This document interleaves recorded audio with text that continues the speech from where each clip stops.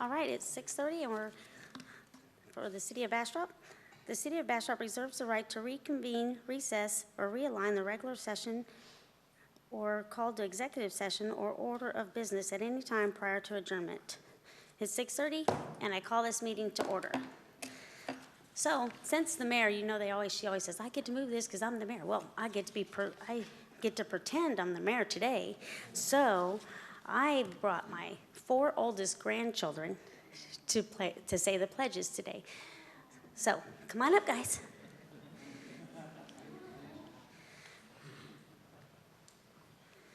So, turn around and face everyone. So, we have Grace, Chase, Jonathan, and Tia.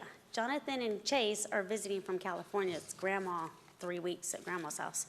So please make the meeting real long. You know what my house is like with 7 grandkids. So, all right, turn around. And we're going to do the American flag first, whenever you're ready. I pledge allegiance to the flag of the United States of America and to the republic for which it stands, one nation, under God, indivisible, with liberty and justice for all. Honor the Texas flag. I pledge allegiance to thee, Texas, one state under God, one indivisible. Good job. You have to stay there so I can get a picture. Come back. He wants a picture. Colin's going to come take a picture. Turn around. Colin's coming. No, I am in the background.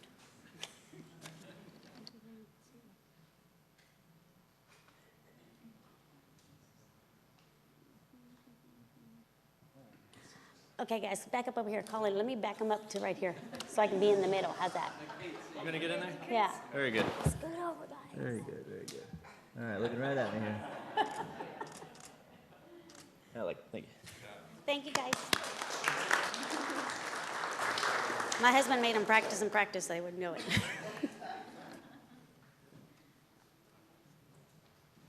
Now, if we remain standing, we'll have the invitation. Just come on up here. Yeah, that's it. Bob Long. One question. Yes. Are they going to get any candy this week? Actually, Sunday, I let them go up after closing so they can each spend $10. So that was like, well, $100 for 7 grandkids. I'm just checking Grandma out. Let us pray. Lord God in heaven, we come with great thanksgiving and praise for what you've done for Bastrop, Texas. I thank you for the opportunity to live and work and play right here in Bastrop. We thank you for this city council meeting tonight. And we pray that you give these members, that especially the voting members, that they have your wisdom and knowledge and discernment and understanding and the grace to do your will when you show them.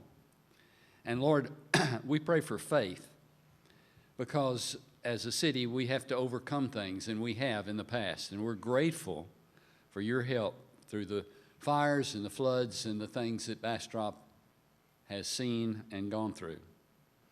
And we're very grateful for our first responders. Lord, those who have helped us in situations of difficulty. We thank you especially for the fire department at this time during this drought. Oh, by the way, Lord, we need rain here, and we pray for it tonight. And Lord, we pray for our police department that watches when we're sleeping. And Lord, we pray for those members who are not here tonight, our mayor, we pray, and for all those who work in these city offices and have positions of responsibility, and those who work out in this heat. Lord, I ask that you watch over them, protect them, and guide them and direct them. Now, there are many things we could pray about, but we're just glad to be Bastropians. We thank you that we have the privilege of living here in our county, our state, and our nation. And we just ask, Lord, that you elect men and women who will walk in righteousness, because you said in your word that righteousness exalts a nation. So we pray, God bless America all the way down to here tonight. In Jesus' name, amen. Thank you. All right, we're going to start with our presentations. And the first is the mayor's report. And no, it's not my report. It is the mayor's report. This time she just submitted one thing, not 3 slides. So this is a picture of all of us at the TML meeting, except for that's not our attorney, right? Mayor Pro Tem, that is Charlie Zeck, the General Counsel for BDC. He's not your attorney, but let's face it, we're all just interchangeable. And we all had a great time. And Second. Oh, sorry.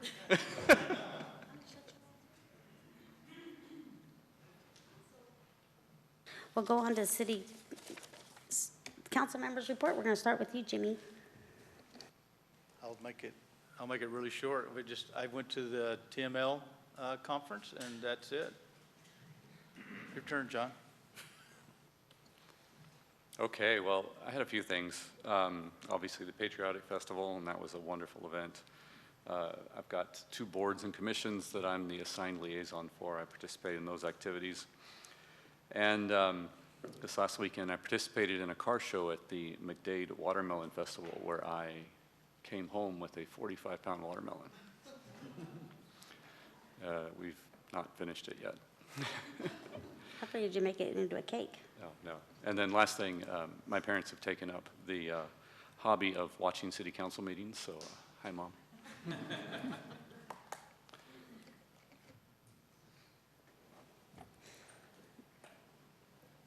I'll help you get back to your grandkids, so I have nothing to report. Well, I attended the TML budget workshop, which was a lot of fun, a lot of math. Thank God for Tracy. But it was informative, helped me better understand the process of budgeting from the higher up down. So I enjoyed that, met a bunch of people there as well. I, of course, attended the TML Region 10 meeting in Pflugerville. That was fun. The guest speaker was our Senator, Sarah Eckhart, who we'll have at least till January. I did stop by the Parks and Board meeting, which is always fun to see what's going on with our parks. I attended the Patriotic Festival as well. Anyone who came out to that festival, kudos to you. There were a lot of people out there all day, and it was so hot. Thank God for a cone of ice, because I was eating that ice like it was going out of style just to stay cool. But the Patriotic Festival was a great job on the Patriotic Festival. I also went to the Smithville Festival, check it out, and the fireworks there. And the most fun thing I did was I attended the Fourth Street Opry for the first time. It was kind of like a last minute thing, and I thought I'd just stop by, and I ended up staying till like 9:30, and I enjoyed the music, and the mayor was there. She greeted me at the door, and I thought she was a guest, and she was the host, and she did a wonderful time hosting, and the singing was just great. I really enjoyed it, and I will be going back. So I've been a little busy this last 2 weeks. City Manager, it's your turn. Thank you, Mayor and Council. And yeah, the Farm Street Opry is always a big time. I was glad you were there. So I have a few quick slides to go through. Council, you will receive, if you haven't already, pretty soon at least, an invitation from Ann to let you know about our schedule for having a ribbon cutting for the River Loop Trail project. It will happen on August 11th, and we are cooperating with the Coffee Dog establishment. They will allow us to use their facility for a reception and to use their air conditioning to follow. And so that's a really cool project, and yeah, been a while coming, and thanks to the EDC for contributing the funding to it. And on Thursday of this week, for those of you in the audience, if you're interested in serving on a city board or commission, we're doing our annual volunteer fair. It'll be in this room Thursday at 4 o'clock, and each of our existing boards will be there with a booth and people who will tell you about what those boards are all about, and we'll answer your questions and encourage you to apply. And we will meet again in 2 weeks. We have a pretty full slate of agenda items. We'll present the city manager's recommended budget for fiscal '23. And because I am leaving in early August, council needs to make a couple of appointments. We'll ask council to formally appoint an acting city manager. You'll also need to replace me on the Hunters Crossing board. We expect that the Bastrop Economic Development Corporation will vote on a support services contract and a Main Street program funding agreement at their July 18th meeting. And so assuming that happens, we'll ask council to consider those items on July the 26th. As you have heard a couple of reports by now from Assistant City Manager Gleason, we are working with a couple of potential partners for the development of a hotel right across the street from here. And if we stay on schedule, and I think we will, we'll have a partner recommendation to make to council on July 26th, and you'll consider that. Not on this list, but Councilmember Lee has been working with a group of folks towards the creation of an additional city board on diversity, equity, and inclusion. A lot of hard work has been going into creating the charge and the responsibilities and the task for that board, and we expect that we'll be asking council to create that board formally on July the 26th. And that's it. Thank you. Thank you. Thank you. All right, we'll move on to session briefing. Receive presentation on proposed amendments to the rules of procedure for the city council and the boards and commissions. I guess that's you, Alan. It says Ann, but I guess it's you. I am not Anne Franklin, but I'm happy to discuss this tonight.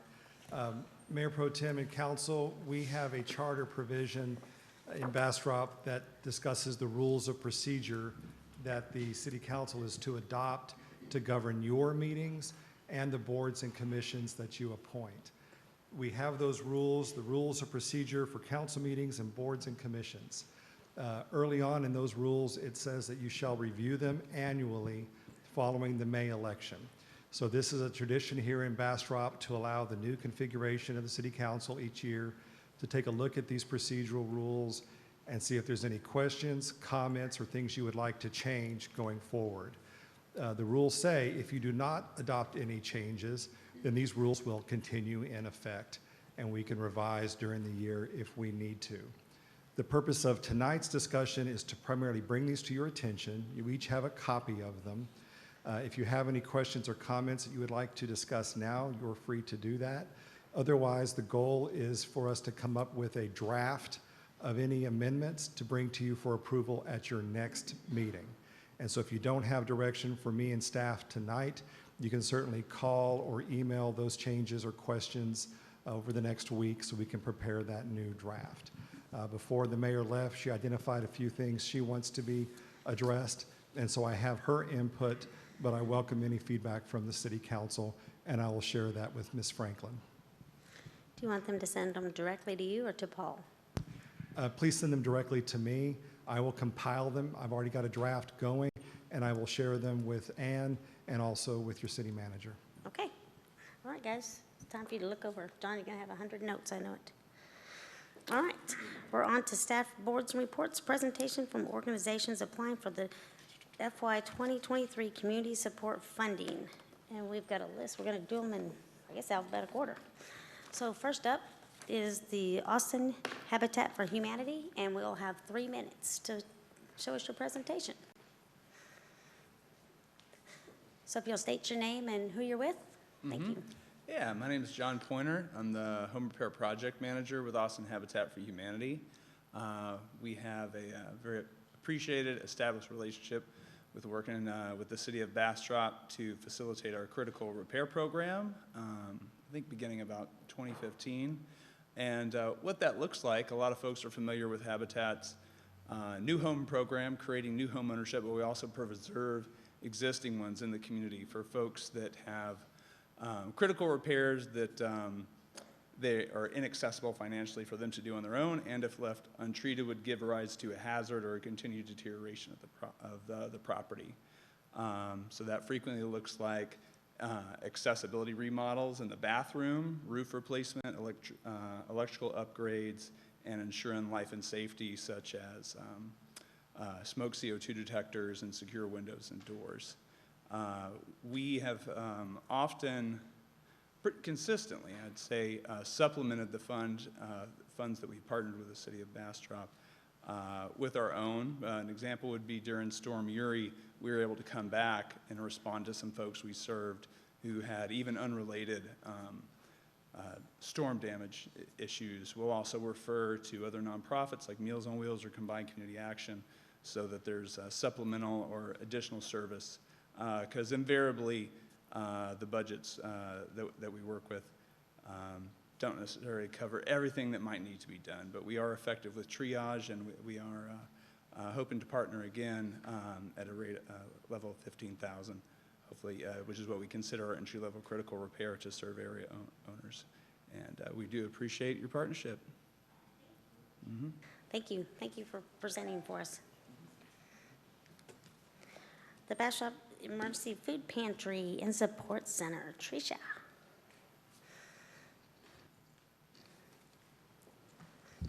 Good evening. I'm Tricia Silva, Executive Director of the Bastrop County Emergency Food Pantry. Good evening, councilwomen, councilmen. I'd like to begin by sharing just a few success that we've been able to accomplish through our partnership with the city. We have expanded our Nibbles program, which is our backpack program.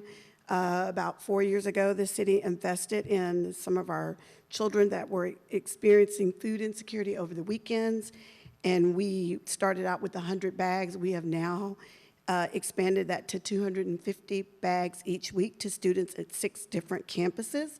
This year, we will be adding Mena Elementary to that program. We have also created a very successful partnership with DoorDash to help sustain a lot of the food deliveries that we started doing during the pandemic to low-income seniors.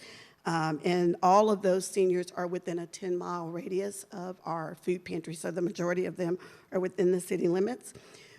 We're happy to announce that we brought back our Fresh Food for Families program back in July of 2021. We've currently served 915 unduplicated individuals since then. And our mission at the food pantry is simply this: to serve Bastrop County residents going through periods of transition by providing them emergency food assistance, education, and support. We do that with the following programs: our emergency food assistance, which gives a 30-day supply of food to any resident in Bastrop that's in need of food support. Our brown bag program targets low-income seniors who are food insecure. Open Arms targets are individuals that are low income and disabled. We offer educational workshops, financial classes, our Fresh Food for Families program. These programs and services are available to all residents, including those that are experiencing homelessness. Currently, the city of Bastrop has about 13% of its residents falling below the federal poverty level. 64% of that are children that are experiencing hunger. So it's important that we go beyond just handing out food, and we have a real holistic approach to our work that really help lift families up out of poverty. In 2017, we were recognized by Central Texas Food Bank as Partner of the Year, and in 2020, they came back and recognized us as a Hunger Hero, for our agency as a Hunger Hero for the work that we did during the pandemic. Bastrop County Emergency Food Pantry will be 35 years old this year. We're very grateful for our relationship with the city of Bastrop. The funding that you have invested in us, we use to leverage other support like we did with our Nibbles program. So thank you so much for your support, and we hope that we will continue to be funded. So any questions? Thank you. All right, I appreciate thank you. it. All right, we got the Bastrop County First Responders. Good evening. My name is James Green. I'm the president of the Bastrop County First Responders. We're founded, get the right button here, We're a registered first responder with the Department of State Health Services that responds to 911 medical calls here in the city and the county in conjunction with the county's contracted ambulance provider. We were founded in 1988. We currently are averaging about 2,000 responses a year around the county, again, to the 911 medical calls. In addition to that, we also provide medical standby services to the tune of about 500 personnel hours a year. These are at large public gatherings, largely here within the city. The Patriotic Festival, of course, being one of the larger ones, but the car shows and other events, the homecoming rodeo and other events around the county as well. Additionally, we also have an initial EMT training that we provide usually twice a year, where we have graduated approximately 130 students over the last 8 years, some of which have gone on to in careers in EMS. Some continue to serve as volunteers with our organization as well. Historically, in the past couple of years, we've received this support from the city, which has been instrumental in us being able to provide the services that we do. In 2018, we received funding for portable radios. In 2020, we received funding for what we deem our mobile medical unit, which ironically we put in place right before COVID hit, and it served as the basis of operation for the initial COVID testing out at Mayfest Park for about 3 months. In 2021, we received funding for some replacement of some old AEDs that ended their service life at 8 years and needed to be replaced. This past year, the FDA removed our older cardiac monitors that from their authorization list, and we had to kind of emergently replace those units with our LifePak 15s, which are paramedic level monitors that allow us to do the 12 lead EKGs and monitor the breathing and everything. This year we're seeking funding for a vehicle. The mobile medical unit is a pretty heavy trailer, and we only have 1 or 2 members that actually have a truck that can safely haul it. And so we're looking for funding for a vehicle, an older used vehicle that we can use to safely move the MMU, as well as use it as a primary response vehicle. We do have some volunteers that actually come in from out of town just to run medical calls, and this will provide them a safe means to respond to those calls in the city and around the county. Any questions? All right, appreciate your time. Thank you, appreciate it. All right, up next is the Bastrop County Long-Term Recovery. Oh. Long-term.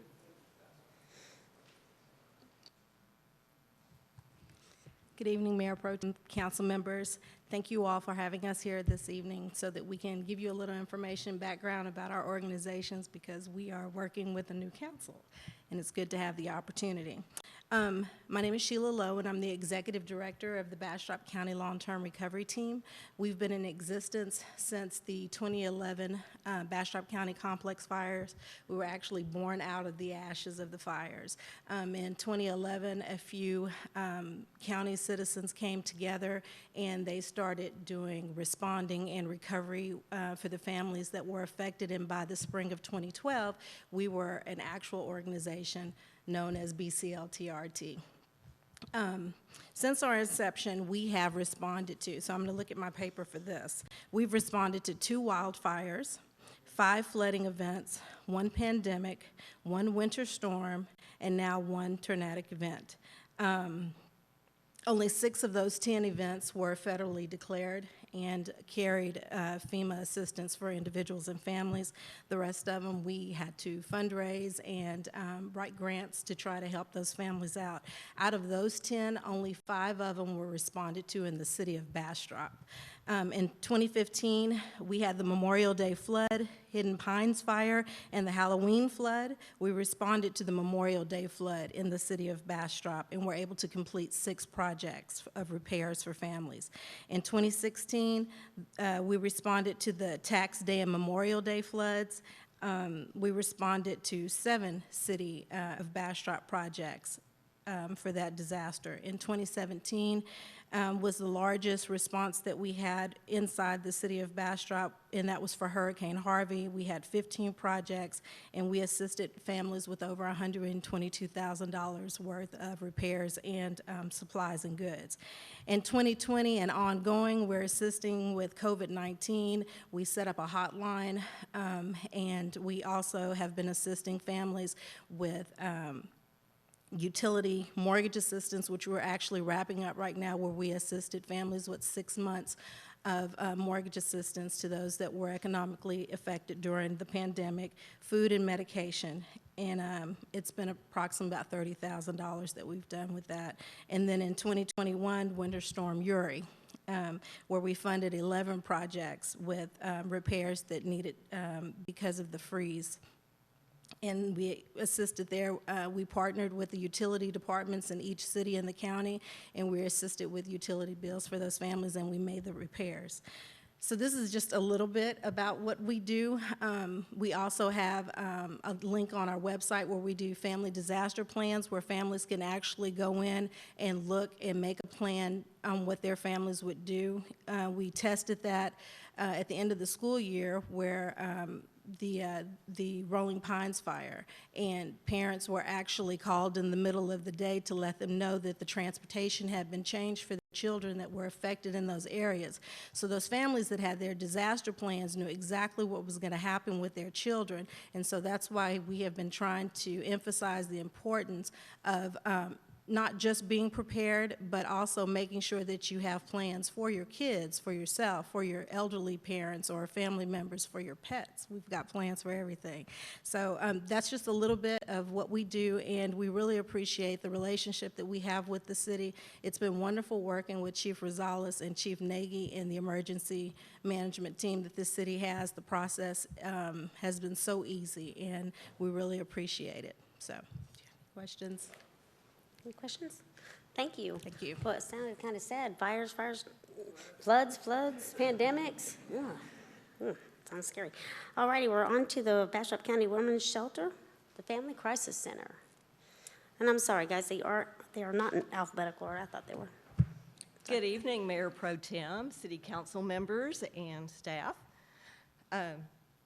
Thank you for the opportunity to be here and for the funding as well as the many forms of support you have provided the Family Crisis Center over the years. I'm Sherry Murphy, the Executive Director of the Center, and the Center exists to address and prevent the issues of domestic violence, dating violence, sexual assault, and stalking. And as much as we would all like to believe our community is immune to those societal ills, it's just not true.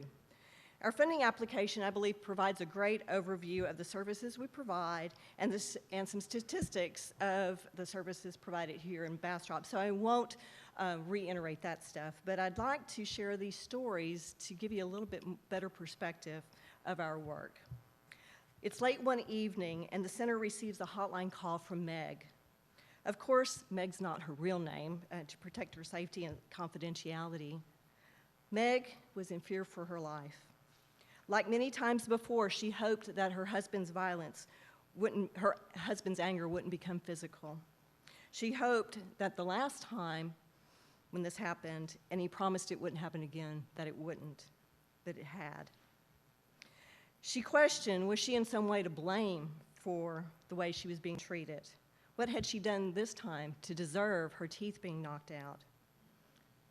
As she lay on the floor, she realized she couldn't endure this any longer, and she didn't just have herself to think of. She also had children in the house, and they had witnessed this last incident. How was this affecting them? So thanks to the center and her stay in our emergency shelter facility, assistance in obtaining a protective order, staying in our transitional housing complex, counseling, and other supportive services she received, Meg and her children are now safe. She has a job, a place to live, and hopes to live a future free of violence and abuse for her and her children. Then there's the story of Sally, and it's late one afternoon when we got a call from law enforcement. They were in the process of transporting an 82-year-old lady to the hospital. Sally had been attacked and raped in her own home earlier that day. One of our crisis advocates and our SANE nurse met Sally at the hospital. A SANE is a certified sexual assault nurse examiner who's certified to conduct forensic medical exams. The exam was conducted. Crisis advocacy, counseling, and support was provided to Sally and her family members that day, as well as throughout the investigative process and criminal justice process, and beyond the case going to trial. We still get Christmas cards from Sally every year. Situations like these are the daily reality of the work of the Family Crisis Center.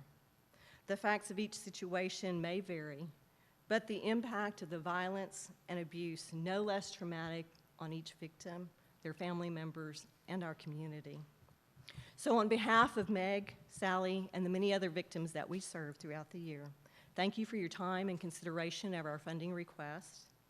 And I'd like to, there's several new faces here on the council, so welcome. I'd like to invite not just the new faces, but any of y'all to give me a call sometime. Come tour our office, main office, our transitional housing and shelter. I'd love to give y'all a tour and tell you more about our work. And then there's the work of our thrift store too, Bits and Pieces. It's not just a funding source, it's a support service as well for our community through the voucher system. So thank you. Thank you. Thank you for not saying new faces and old faces. All right, so we've got the Bastrop Prayer and Healing Room. Welcome. You'll state your name. Good evening, everybody. My name is Lauren Hansel. Good evening, everybody. I hope everybody enjoyed the few raindrops we had today. Even though it was a few, we're praying for more. So we are new to coming forth and trying for grants. We are the Bastrop Prayer and Healing Room. We are growing at a very rapid pace. In fact, we're looking for another location in Bastrop because we've expanded so much our services and the amount of people we deal with. Our mission is to provide low-cost, holistic services and tools for spiritual and mental health. I need to bring this down a little. To the underserved of the greater Bastrop community to enhance the quality of life and breaking dysfunctional, cyclical mindsets leading to dysfunctional behaviors. We have a lot of different type of people that come into our center. We have people that have been raped. We have people that can't speak English. We have people that are drug lords. We have people that are prostitutes. We have people that are sex trafficked. We have many that come in on a monthly basis looking for a place of confidentiality, a place where they feel like somebody can just be there for them to love on them. That's what we're known for, is loving on people. My credentials are I have a master's in corporate health. I have a minor in nutrition. I also am studying to be a neuroscientist, behavior, life coach. I'm also a certified life coach. Most of our staff are life coaches. We offer inner healing. We offer some spiritual guidance when you feel like you have some oppressive things going on. We also have life coach, and we also have neuroscience life coachers. One of the things that I wanted to go over is some of the statistics from the county health rankings. There is one health provider per 1,580 citizens. In Texas, there's one per 760. In the U.S., there is one per 250. Bastrop Prayer and Healing Room sees approximately right now 100 people a month throughout the Bastrop County.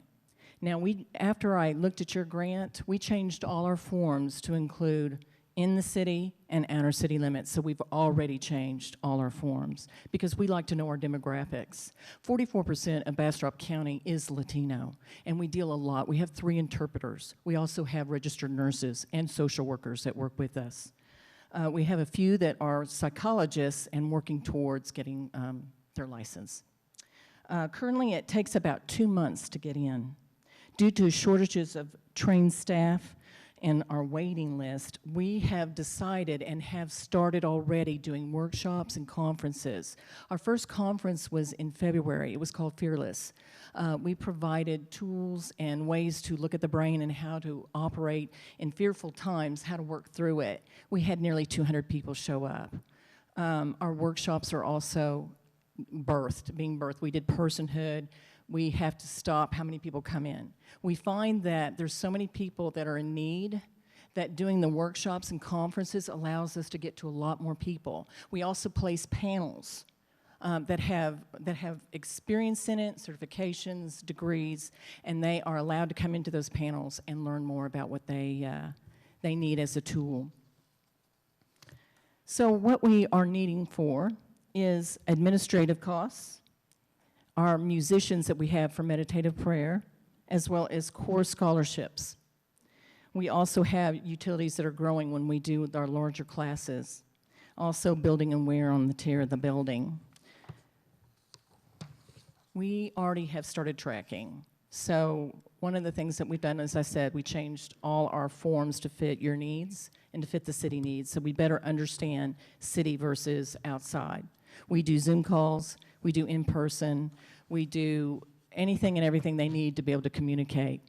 So I did not bring out a lot more information than that because it was 3 minutes long. So I'm very respectful of time, but I have a lot of backup slides. And the first one goes over our board members, which shows you people in the local area that are either ministers or that have other businesses or have other endeavors in the city that are on our board. In 2021, we had a lot of community impact, but I'm not going to go over it all. We did various things working with various pastors and organizations in 2021, and we worked a lot with the Latino community where we offered our building for a health fair, but we did a little bit of everything. So they not only got prayer, but they also had a wellness screen, they had massages. We had a gourmet chef that offered everything for free that came out and fed them. We also offered them free clothing, free clothes. We do have free food and free clothing that we give out and coordinate for them so that they feel like they have some things that they can walk away with. Everything is free in our facility right now. The only thing that costs is that when we go into advanced life coaching, that does require more costs. When I do conferences, and I just wrote my first book, so when I sell my book, it costs a little bit of money, but it's called Walking Free. So when we have things of that sort, we do have a little bit more charges there. So in 2022, we did our Fearless Conference, which around 200 people came to that conference. And then we also helped with the March for Jesus. We were the prayer team there. When things happen in the city, we try to come around and help with prayer tents, water, and pray in time of need. The March for Jesus, we couldn't keep up with all the people that needed prayer and handing out water. It was amazing. So I thank you for listening to me. There's a lot of things that we do here. We do inner healing, like I said, and our healing rooms are the first Tuesday night, 6:30 to 8:30, and our third Saturday from 10 to 12 is our healing rooms where people can walk in. We are all trained. We are certified by International Healing Rooms Associations, so we've all been certified and trained and continue our training.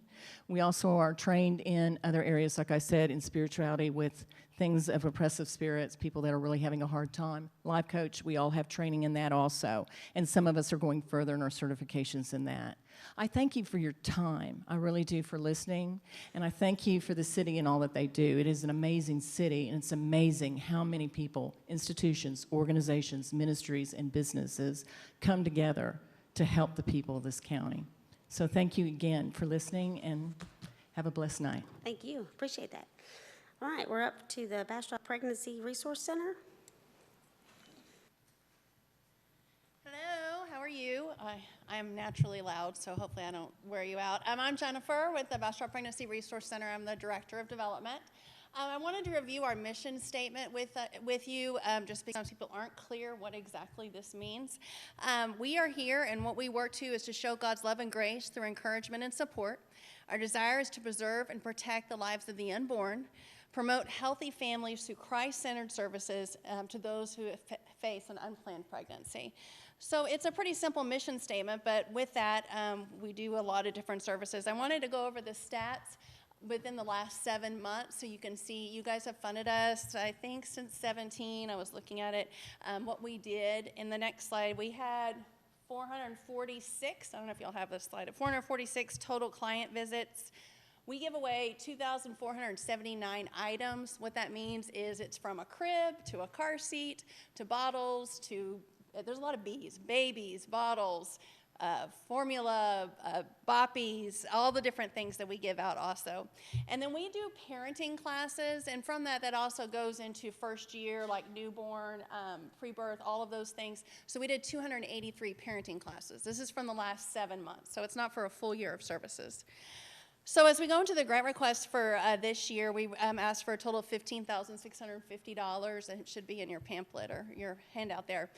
Our request is looking at the anticipated population growth for the area. We understand that we were shut down a little bit with COVID, and we've just seen the numbers increase and increase. So it just, as you know, and we know, more people are moving here. So we anticipate right now we see clients 3 days a week. We're going to go up to 5 to 6 days a week, hopefully starting to do some Saturday services.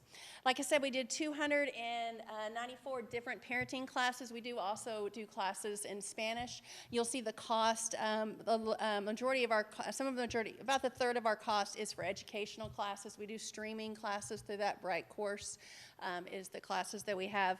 We also have an increased need and cost of supplies. So who's been to the grocery store? We all know inflation and everything costs more. So you'll see the bulk of our request is for boutique supplies. That's where we store our cribs and car seats.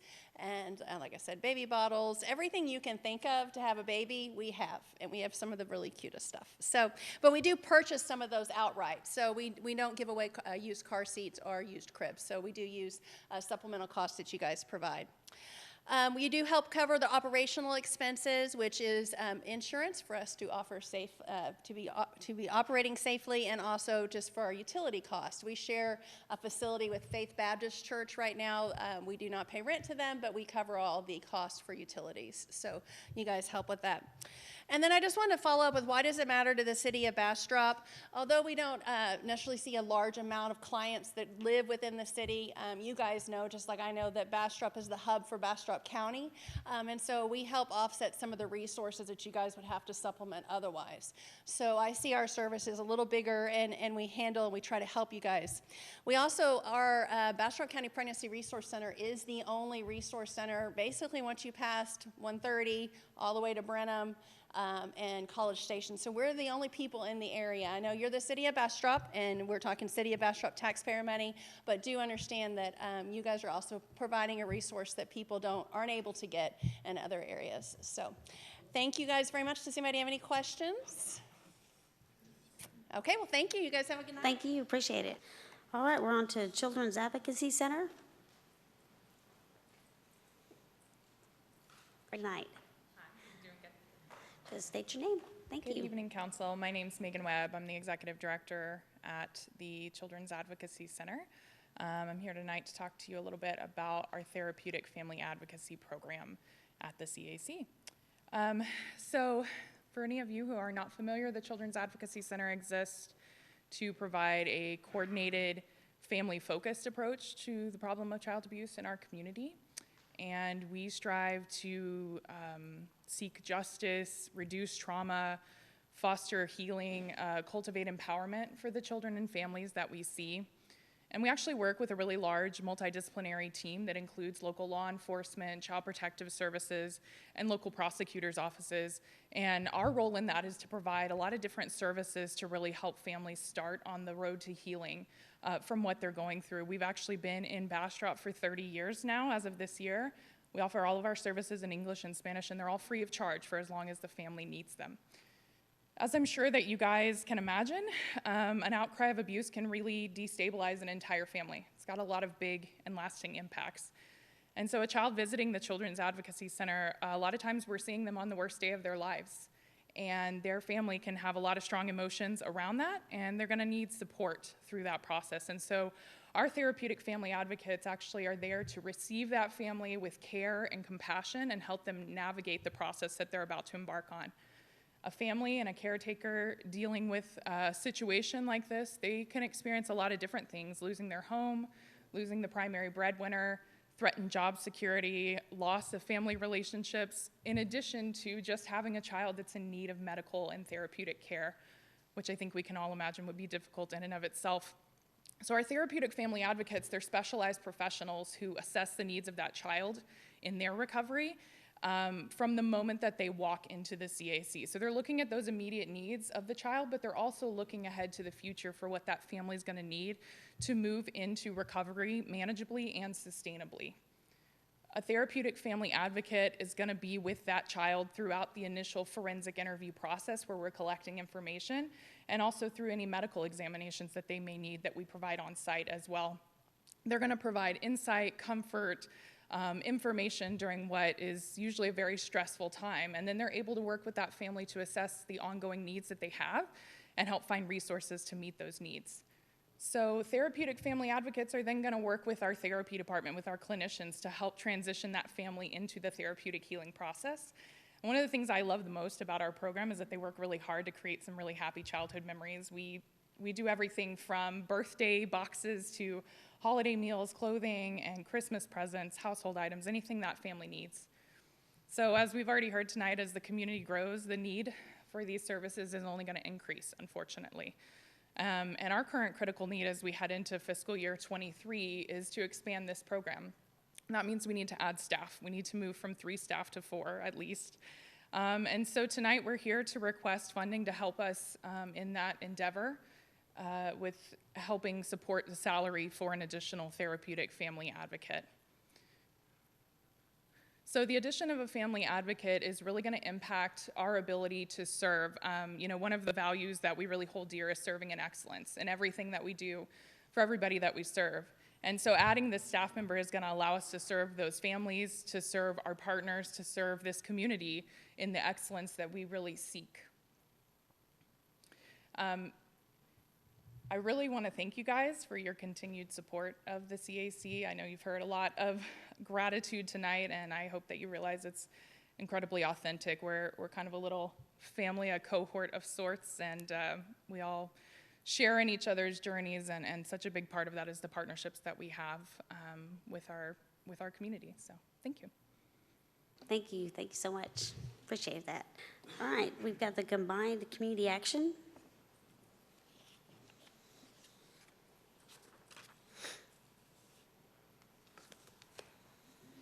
Mayor Pro Tem, Council, and staff, thank you for having me here this evening. I'm with Combined Community Action.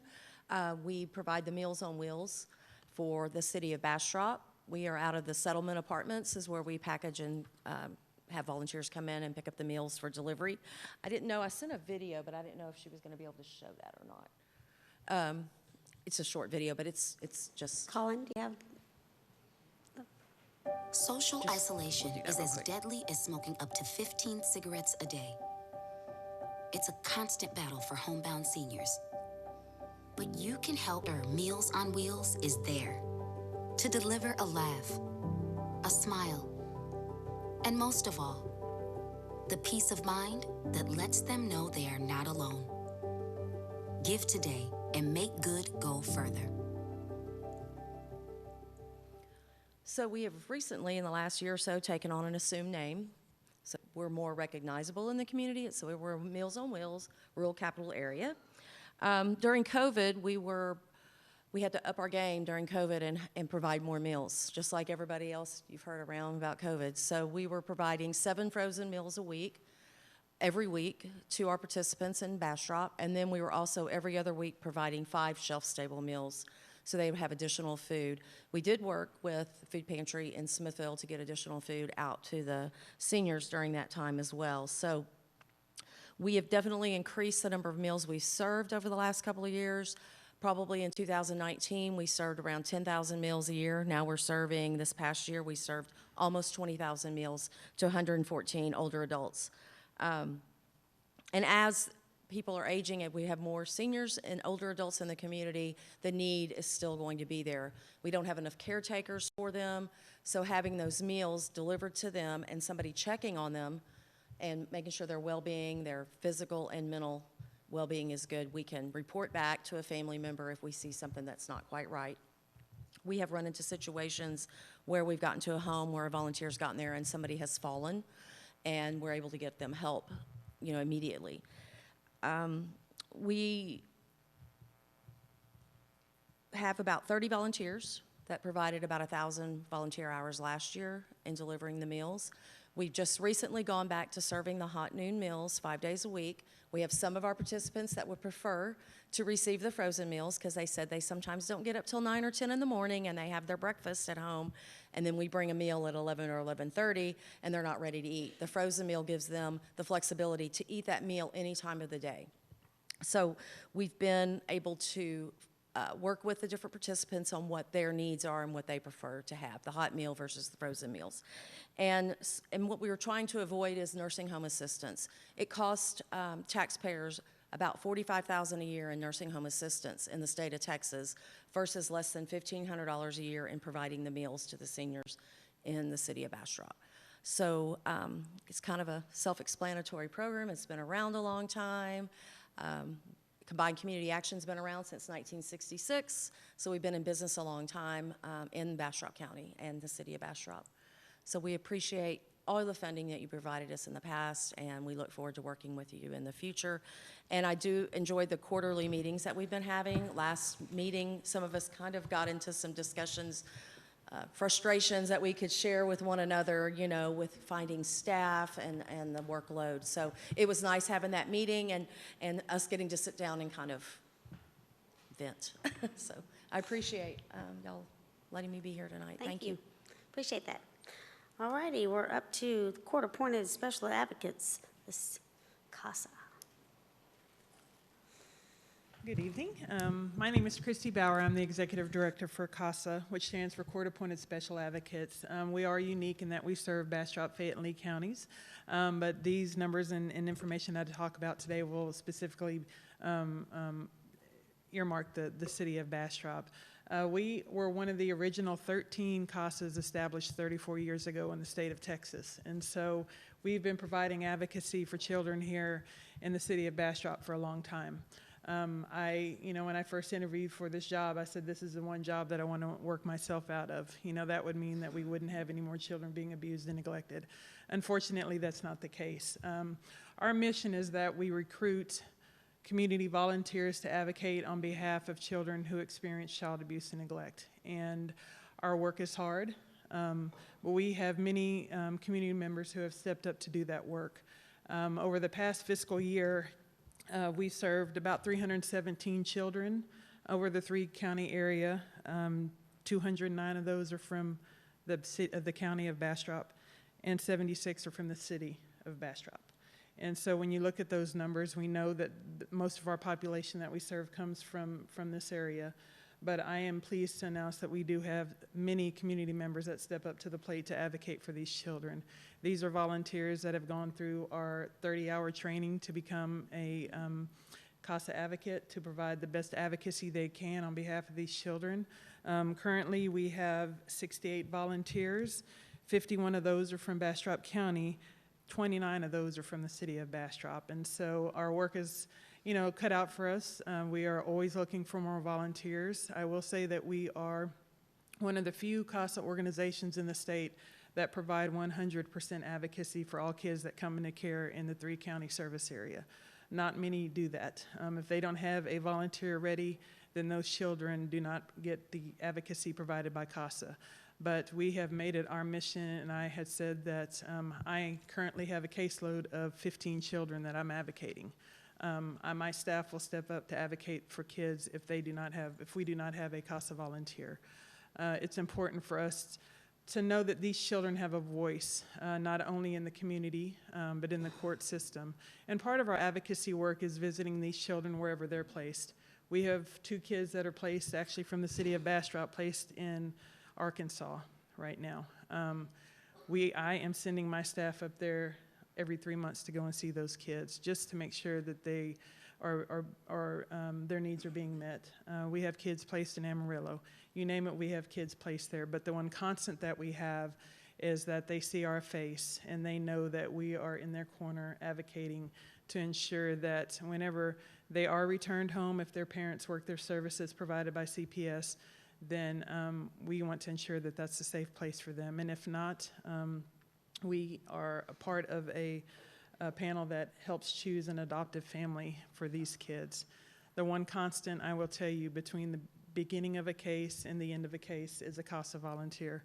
I'll tell you a quick story about Zachary. He was in the foster care system when I first started here. And he had been in here for 2 years, searching for a family.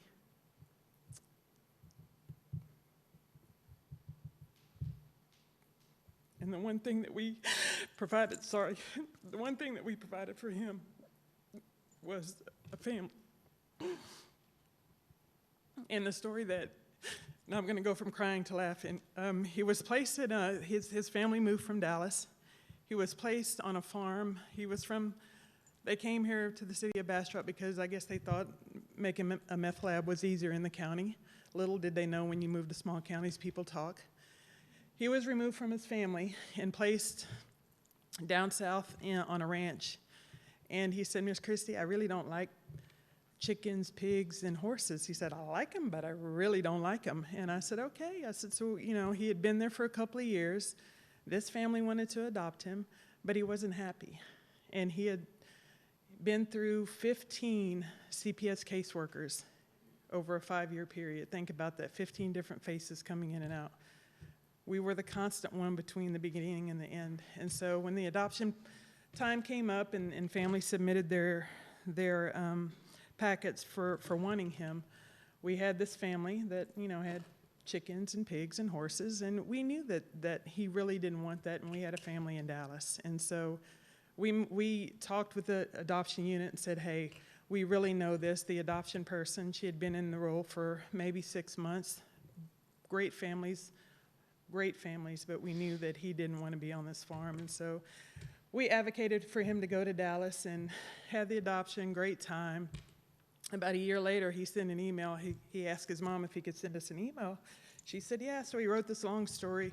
And he said, thank you, Miss Christie, because if not, I'd probably looking at some chickens and pigs and horses. But, you know, I think the moral of that is for us being there from the beginning of it to the end says a lot. It doesn't mean that, you know, if we weren't there, that family wouldn't have been great for him, but we knew long term that what his wishes and his needs were. He expressed that to us, which are things that they don't normally express to CPS caseworkers. And so we have our work cut out for us. Our fear too is as Bastrop grows that we'll see some of that not so good growth. But we want to be in a position that we can serve all of those kids. And I too want to thank you all for the past funding. It lets us know that we're important here in this community.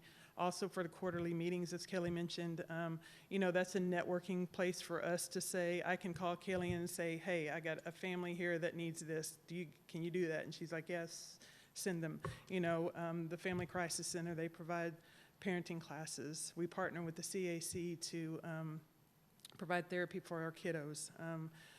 You know, the food pantry, there's all sorts of partnerships that we have here that as a collective group that we're supporting the kids and the families here in the community. So I too want to thank you for supporting the organizations and making us important in the city of Bastrop. So thank you. Thank you very much. All right, our last one is In the Streets, Hands Up High Ministry, sorry. In the Streets, Hands Up High Ministry. Sorry. It's a long name. Thank y'all for allowing me to come up and speak to y'all on the funding, of the reason of the funding. We have been in Bastrop now going on 9 years, originally from Houston. And we come here to open up the soup kitchen. We started off on Chestnut, but now we're on Highway 95. It's not just a soup kitchen no more. It's safe emergency family shelters where people that are going through difficult times are not separated from husband and wife and children. They all come in together as a family going through these hard times. Instead of being separate, they could go through it together. And also we have disabled veteran shelters. We have veterans in there right now. And then we also have the Shelter of Grace emergency shelter. As the freeze that we had in 21, we housed over 11 people during that freeze. Up to date right now, we have fed up from last year meals, 18,000 meals from the beginning of last year. And right now, we have people in right now due to the heat. Right now, it picked up 2 earlier today. Right now, we have 5 people in there from the heat that are staying there until the temperatures drop down under 100. And also, we have the soup kitchen, again, that started off with the soup kitchen. And like I said, up to date right now, we had the 18,000 meals. We were shut down for a while because we had to do some renovation. The floor gave out and other things had to be done. So we've been open since June. As of June right now, we done served out, I think 1,400 or 1,450 meals, something to that right now. And we're still doing that. And that's the purpose of funding that we come and request from y'all to continue doing what we're doing. We also, on Christmas, I do a person that's called Vato Claus. And we drive around Bastrop County giving out gifts and food baskets to the adults and toys throughout Bastrop. We do it at the Housing Authority. We do it also at Smithville. We also do it at 95 where we're at. And then it's just several things that we do. We do Thanksgiving meals as well, hot meals. We do it at the Housing Authority. We also do them at the Methodist Church on Main Street, right there in their parking lot. And right now we do sandwiches every Thursday at Calvary Episcopal Church. That's right down from the library. That's every Thursday. We do sandwiches there on a regular basis. And so that's what we're coming for, asking. And again, also in 2019, I was given the honor of being a Man of the Year of Bastrop County. I praise the Lord for that. Amen. I couldn't believe that happened, but I praise the Lord for it. And so that's what we're here, just let you know what we're doing and what we're going to continue to do. As long as the Lord has me here, I'll continue to do what I was instructed by him to do. So if there's any questions. Thank you. Thank you, and that was a well-deserved award you got. You well deserved that. Thank you. All righty, guys. Is everybody ready to go on? All right, we have on to citizen comments. Do we have anyone signed up for citizens' comments? No, Mayor Pro Tem. All right, then we'll go on to consent agenda.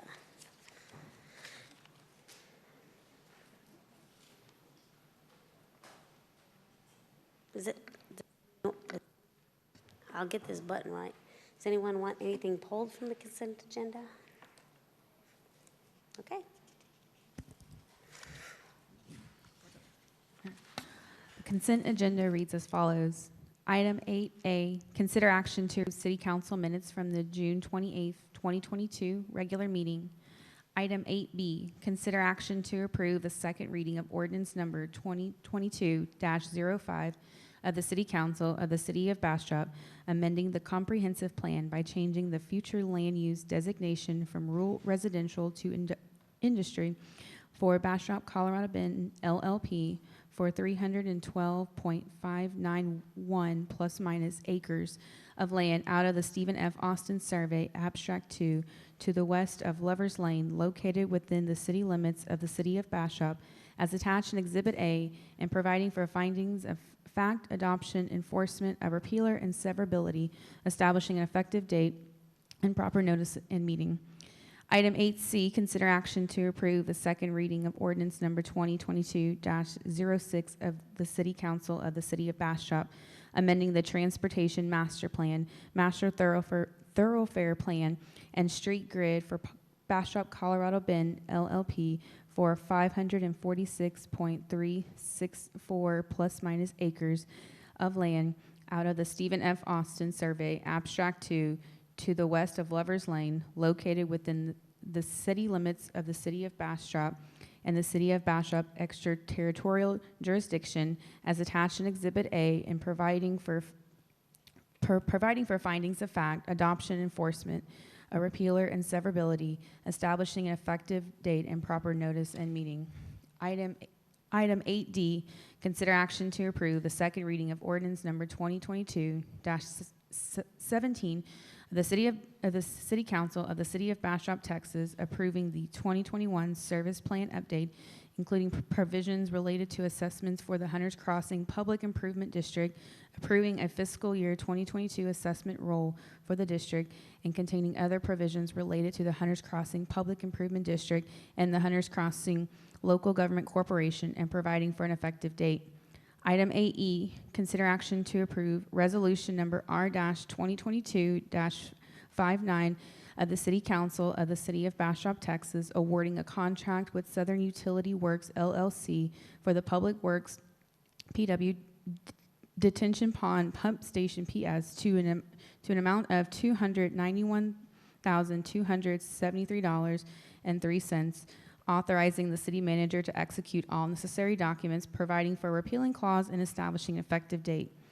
Item 8F, consider action to approve resolution number R-2022-60 of the City Council of the City of Bastrop, Texas, approving a public improvement plan agreement with Hunt Communities for the Colony Mud 1C, Section 8, as attached in Exhibit A, authorizing the city manager to execute all necessary documents, providing for a repealing clause, and establishing an effective date.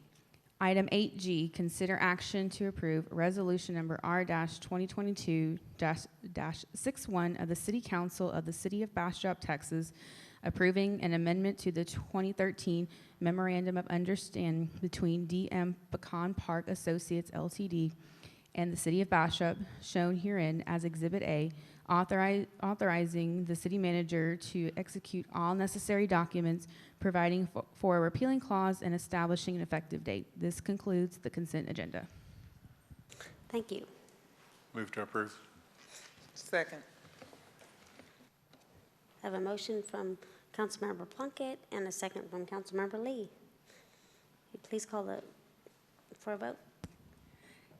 Councilmember Plunkett? Yes. Councilmember Lee? Yes. Councilmember Crouch? Yes. Councilmember Kirkland? Yes.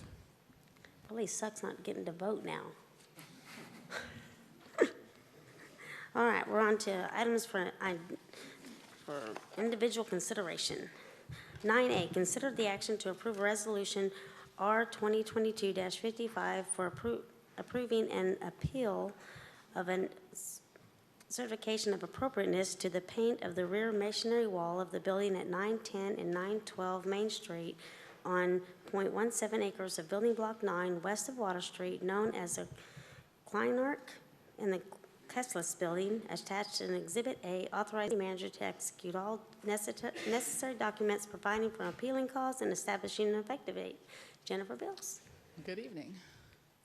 So the item before you tonight is an appeal of a historic landmark commission in the B3 code, which the Chapter 9 of the B3 code is our historic landmark section, and that actually was just rolled forward with a few changes from the already adopted code that was, and that section was established in 1998. So it was pre-existing code for the most part. The case in question is there was a certificate of appropriateness that was needed to paint the back wall of a historically designated building downtown. So the building in question is located at 910 and 912 Main Street, and you can, on the map, it's the back of the building facing the alley. So these buildings are both registered as Texas Medallion, which is a state designation, and then they're also contributing structures within the Bastrop Commercial National Register Historic District. That's a national designation. The paint is on the back facade of the building, as I said, and the brick in that location of the building had never been painted. You can see at the top of the building there's been some old signs from previous that were painted at different time periods. But where we were discussing is at underneath the covering. So this was painted without approval, and why? So people are just like, why do you need a certificate of appropriateness to paint a building? So in this case, when you're in a historic district or you're on a historic building, you're changing the building material of the building, because historic brick especially has some properties that I'll go into here in a second that require special attention, and it's changing the material of the exterior of the building. So the applicant did not get prior approval prior to painting the back of the building. After the fact, they applied. They provided a letter of how the building, the facade was cleaned with a low-pressure wash. The mural was painted by art students, and they had a letter provided by a certified, he's a certified National Council Building Designer. It's a certification that for designing buildings that said what type of paint they used and that it was appropriate because it kept moisture out of the brick. Our building official did some research specifically on historic brick. A lot of this information came from the Masonry Council, so there's actually an entire national council that about brick specifically that gives you the do's and don'ts. So one of the things that we were noting, and we'll have some pictures, is older, what I call historic brick, is highly porous. So when you look at old brick versus new brick, you'll see it's bumpier. New brick is kind of got a shinier finish on it. The older brick is designed the way buildings were designed 150 years ago to breathe. We have different new modern techniques of building buildings now, but older buildings, the brick actually would breathe and the moisture would be able to get from the inside of the building back out through the brick. When you're using paints, and you can use paint on historic buildings, but it has to be a certain type of paint that will also be porous and highly permeable to vapors. The paint that was used in this case was an elastomeric masonry paint, which is kind of a fancier way of saying it's got some plastic in the paint. So once it's painted on, it really seals in the brick, seals in the mortar, and so moisture won't go through, so it won't go in, but it won't get back out, so the building won't be able to breathe. So when we were talking with the Historic Landmark Commission, we just provided some information on what we're talking about when we talk about brick, because this is what we do in the planning department. We research brick because we're nerds about history. So we've got 3 different examples, and this is actually all downtown. You can see kind of the different eras of brick that have been used. So this is the oldest brick, and you'll see it's less dense. You can see kind of holes in the brick. It's more porous. What I call the middle-aged brick, it becomes a little denser. You can see it's a more formed brick. It's got some more definitive edges. And then when you get to your modern brick, you can actually see it's got very straight edges, and it's got almost a sheen to the outside of the brick. Looking at some examples around town, you can see where previous paint and other applications have actually damaged the brick, and so it starts to erode and chip and flake off over time. And you can see in this instance where they've actually had to go back in, probably when the windows were put in, and replace the brick. So you see newer brick right aside the older brick. So we discussed, so this was done prior to getting a certificate of appropriateness, and someone for the building owner had reached out to staff to ask if they needed a COA, and we did reply yes, and then they did not come in and apply for the certificate of appropriateness. We don't have in our code actually does refer to adopted fines for working on a historic building without a certificate of appropriateness, but we never have actually adopted any in the fee schedule for planning applications. We have for building permits, which are very specifically called out in the appendix for building fees, but we don't have them called out in the planning section. So we discussed with the legal department, there were several options. One, we could file a case in municipal court for starting the work prior to receiving approval. It would be a misdemeanor level offense, so the court then would decide the fine that would be somewhere between $100 to $500.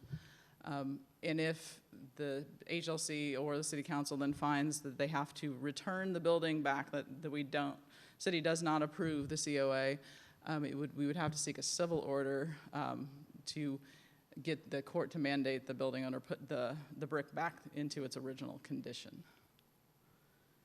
So when we're looking at a certificate of appropriateness, we use the National Park Guidelines for preserving and maintaining and renovating historic buildings, and they're adopted in our code. The letters are the specific code sections. And when we're looking at it, you're looking to make sure you're not destroying original features, destroying original characteristics of the building. making sure that specific skilled craftsmanship is being preserved. One of the things, cleaning buildings, it's very important that you clean older buildings in a specific manner so you don't destroy the materials because they do tend to be more fragile. And that if you're adding on and making renovations to a building, that they're appropriate to that building and the time periods. A question was asked previous about, in Chapter 9, we have incentives for historic landmarks. This building does not qualify, so in our code we have a process for designating local historic landmarks, and the property owner and previous property owner has never requested that designation from the Historic Landmark Commission. The city council budgets every year in our budget $25,000 for this, and it's a rebate program, so it's for properties that do pay taxes to the city. There's a complicated formula, but we allocate that money to all the properties that qualify based off of their percentage value of historic property that they're maintaining. We currently have 80 local historic landmarks, actual buildings. 74 of them are eligible for rebates because 6 of them are tax exempt. And then what makes this different than the properties that are state or nationally registered is there's additional maintenance requirements in Chapter 9 for the properties that are locally designated. And before we send out the rebates every year, we go around and do an inspection to make sure they're being maintained to a specific level that's a higher level than our building code requires. Building code has a lot, we can make you do some maintenance, but the building has to get to a really bad shape before we're able to enforce that through the building codes. This gives us more ability to encourage historic property owners to maintain their buildings. So in this case, 910 and 912 are not local historic landmarks. So in Chapter 9, it does have a process for appealing a ruling of the Historic Landmark Commission to City Council. In this case, the board, what they actually motioned was they motioned approval with some conditions, but the motion failed by a vote of 2 to 3, and there was no replacement motion, so the certificate of appropriateness did not get approved by failure to act by the Historic Landmark Commission, so it was effectively denied.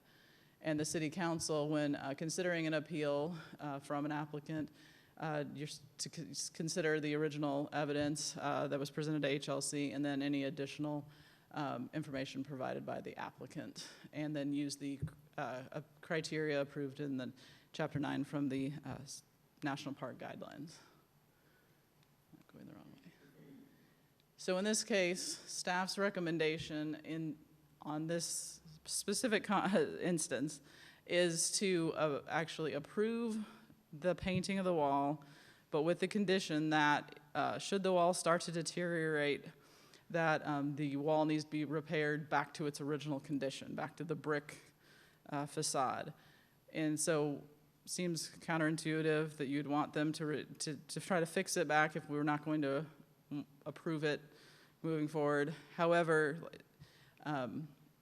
once you've used this type of paint on brick, it's very hard to get off and would probably do more damage to try to remove it at this point. And our recommendation is if and when it does start to fall apart, then the applicant has to return the wall back to brick rather than using any other method that may be, that would further take the wall away from its original characteristics. And then staff is also looking for direction on any punitive action if you would like us to submit this to the courts for working prior to receiving approval, and then any feedback you have on us adopting fees. We will, in the fee schedule, be coming with some proposed penalty fees. Any questions? And the applicant is here, I believe. Any questions for Jennifer? I think I have some questions, really for points of clarification. So if the applicant had filed a COA, does it still go through the Historic Landmark Commission? So, or staff doesn't approve it, it still has to go through them? It goes through them because it's in the National Register District and it's a state designated. Does staff make a recommendation to them for approval or denial? Yes. In that process? And then, let me see. So, do we know if this building is being leased or owned? I believe it's owned. So, oh, it's owned, not Owned by the BAP. not leased. Owned by the Okay. BAP. Because my other question would have been, in the event there was damage and they're leasing the building, then the owner would have to. Yes, Right. and on all of our applications, we actually require the property owner to sign off on the application as well. Is there a fee assessed for a COA? Yes, the fee for COA is $58.50, and there was a fee assessed to appeal to City Council of, I think it's $535. I'm maybe off a couple of dollars on that, but. And have we had an inspector go out? Or has someone go out and look at the building to determine if there was damage to the building with the painting? There's no damage as of yet. It's probably going to be a longer term issue because of what ends up happening is moisture gets trapped underneath the brick and can't get out. And when you go through extreme heats and extreme colds of the seasons, that's when the trapped moisture starts to cause issues. But did anyone from the city go look at it at the Yeah, we've mural? looked at it. You and did look at it? It's Okay. fine now. Okay. All right, I think that was all I had. Any other questions for Jennifer? All right. Mr. I Plunkett. don't know if this is so much for Jennifer, but probably more for Alan. If the motion to approve failed, then how is that a denial? The code in Bastrop provides that if an appeal comes before the council and it fails, and so the certificate of appropriateness is not issued, the applicant cannot reapply for that same project for a period of a year. So that's one aspect of our code. If you were to deny the certificate of appropriateness, then I would ask that you turn to the second part of what Jennifer's asking, which is if there's any guidance from council in terms of code enforcement. We could have filed on this property owner in municipal court on our own. That was not done yet. What Jennifer was explaining earlier is sometimes in our code, staff has the ability to impose an administrative penalty that does not require a court, judge, or prosecutor. We don't have that built into our code for the historic preservation part. But any construction without the required permit in Bastrop is always going to be subject to municipal court's jurisdiction, and that's still something we can do. The third option is to direct staff to seek civil enforcement, which means going to district court, where we can get higher fines from the court and possibly a court judgment to repair the property. Those are all options before the council. Yeah, I get all that. It's going back to the HLC inaction, because if they didn't pass a motion, then they didn't act, right? That's Non-action by what you the HLC is considered a denial, therefore making this ripe for appeal to the city council. Okay, that's what I just wanted to make sure that it wasn't I'm not even an a moot expert on point. historic preservation, but I've heard there's some connection between whether this certificate of appropriateness is appealed and the ability to retain some of the historic designations on the property. Alan, the failure to pass a motion to approve with considerations becoming a denial, that is not clear to me, and I don't see that in our code either. I mean, specifically, the section 93005 of the HLC approval of the certificate of appropriateness, there are two requirements for the HLC. The first one is they shall review the application within 45 days. And the application was filed on December 29th of 21. And then it says that they shall approve, deny, or approve with conditions the permit within 30 days after the review meeting. And it seems that they did the first one, but some combination of two things, which I'll get to. The first one is that they tabled the motion on the first meeting, and so they didn't get to the action part of the meeting until March 16th meeting, which is greater than 60 days after the filing, is the first thing. The second thing is because they didn't do one of the three things required of them in our code, which is to approve, deny, or approve with conditions, that it seems they did not act upon it, which then brings into the next sentence, which says, in the event the HLC does not act within 60 days from the date the application is deemed administratively complete for review, a permit will be deemed approved. And I'm reading all of this to indicate that this this certificate of appropriateness is approved right now, sitting in front of us because of this rule. I know nothing about the timeline for this project. Okay. I believe what you're reading is what is in the code. Right. I know nothing other than there was a vote to approve and the vote failed. Right, and you said failure to act was the outcome of that particular vote. If the HLC does not act within 60 days from the date the application is complete, it is deemed approved. And so I'm kind of looking at this issue in front of us as if it's already approved and that the applicant paid $535 to bring it to us when it was already approved. Now, will it make a difference because this was a application for something he already did? It wasn't an application to do it. It was an application to kind of retroact. That's I see what you're saying. I just don't know how that's all working. And I think there's also a section, and I haven't memorized the entire code, that says that if the applicant isn't there, the state agency doesn't actually have to hear the item, and the applicant didn't show up to either meeting. Oh. That's fair, but they did hear it at both meetings. They did hear it, but but the applicant wasn't there too. Yeah, in the first one, there was a staff recommendation to deny it, and then the second one, they didn't vote on that on the first one. They wanted more information according to the minutes. And then the second one, like we said, they had three choices: approve, deny, or approve with conditions. And they said that the motion to approve with conditions did not pass. So Council, I seriously do look at this as if our rules say that this is sitting in front of us approved. But I do, the first meeting when they tabled it because they wanted more information, I think they were tabling it to give the owner a chance to come talk to them, and he didn't, and he wasn't there. So I don't think it is their way of not acting. It was their way of trying to hear from him. Well, and that's fair. I think there's two theories that gets it to the approved state. If you said that the first one wasn't valid because the HLC didn't meet the first time and approve it or deny it on the first meeting.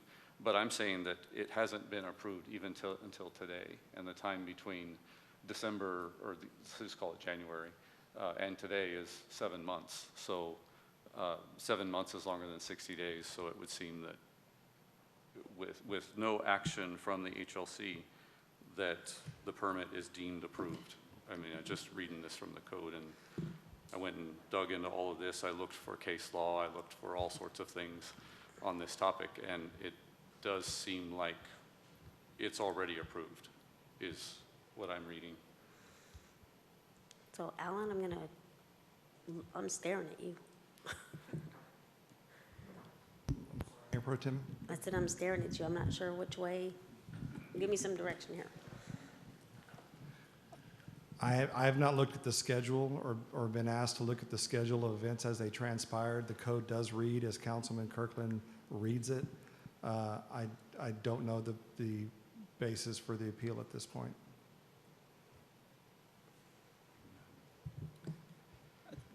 I took it the failure to, typically on boards, if you fail to take an action, it's effectively denied. You've denied the application. So that's how I interpreted that. So. And since the staff recommendation was actually to deny it, and then the HLC chose not to do that, meaning with the motion, they chose to do something else, and then that motion didn't pass,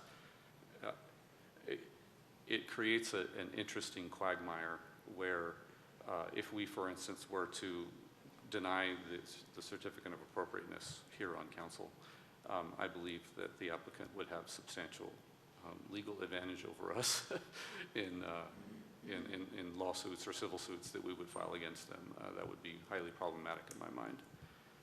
Because, yeah, there's a little bit of case law that supports that a failure to approve is not the same as a denial. And so that just kind of leads us to where we are. And I read all of this in the body of information to mean that this is already approved. And secondly, I think my preference would have been that the applicant, who hasn't even gotten to speak yet, that the applicant would have, that we would have filed the fine, if you will, the municipal court action. The maximum fine on that is $500, and he's already paid $535 to be here in front of us for an item that wasn't strictly necessary, it seems. So I'm going to motion that we acknowledge that this has been approved and that we take no further action with the municipal court. So we have a motion. Jimmy, would you like to talk? Well, I have a motion. Well, I know he has a motion, so I need to know if I have a second I before we... was just going to comment on the paint. That's part, a second. But if we want to make a motion. So I've got a motion on the table. Do I hear a second? A second. All right, now we can discuss. Jimmy, did you want to say something? No?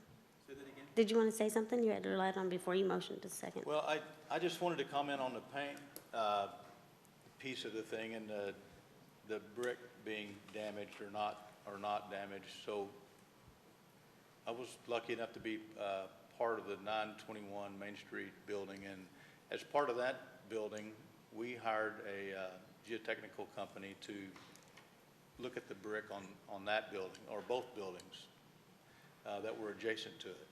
And both buildings had damaged or deteriorated brick on the outside walls, but they also had damaged and deteriorated brick on the inside walls, which had no weather or any other factor other than old age to cause them to deteriorate because they're in a conditioned space. So I don't think that what the person did to this building with the elastomeric paint is going to cause any damage to it, to make them peel the paint off later, which would be impossible with the type of paint that they use to get it off without damaging the brick even further than what they're doing by protecting it with that type of paint. And there was also 2 letters in the packet that contradicted themselves. One said that you damaged a brick by putting elastomeric paint on it, and one said that you should not use, or that you should use a porous paint or stain or sealant on the brick so it can breathe.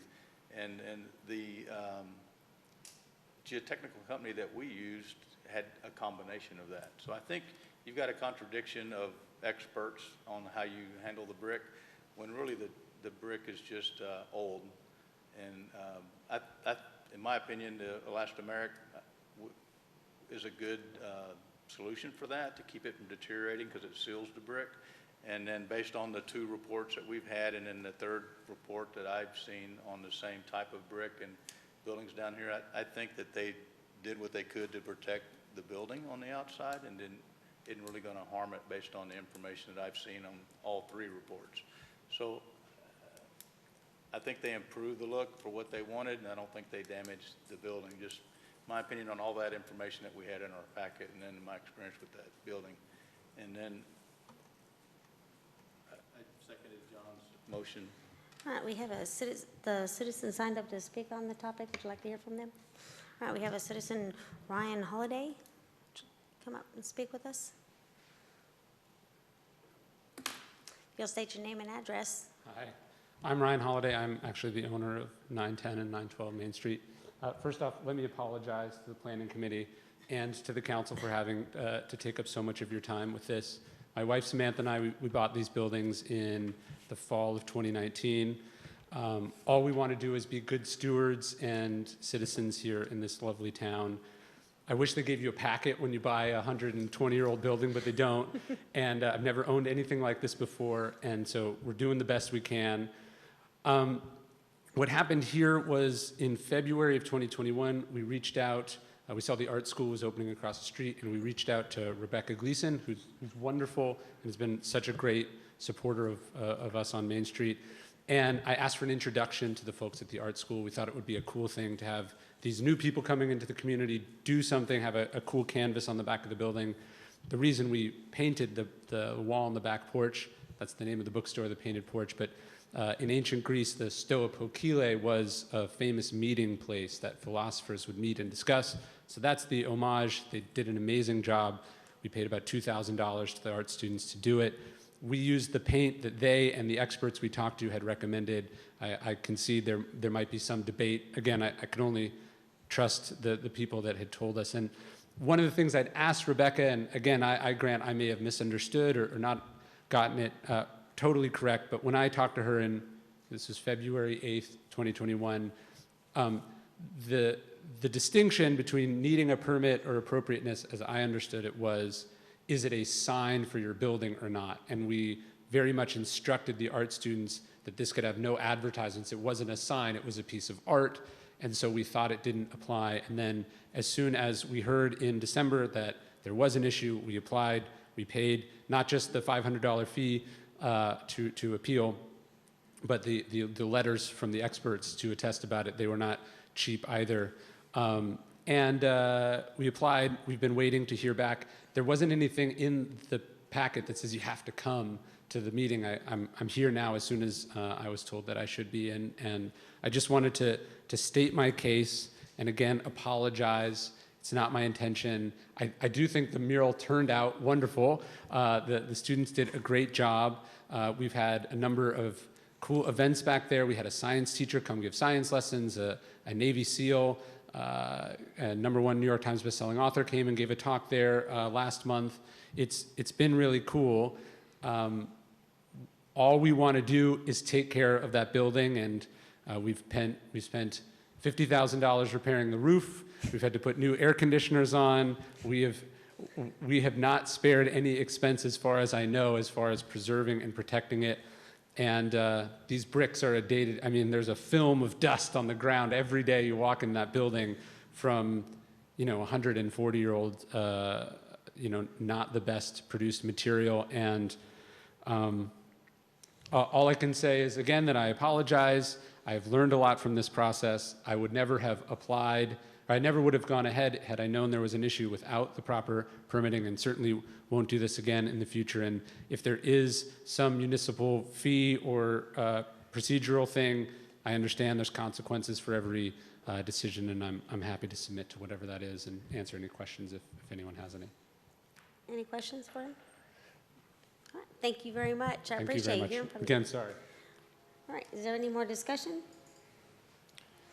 I have a quick question for our city attorney. So there was 2 pieces to this. We needed to discuss possible action to establish a fee. Should that be done then in a separate conversation, maybe in another agenda item, or are we to address that during this agenda item?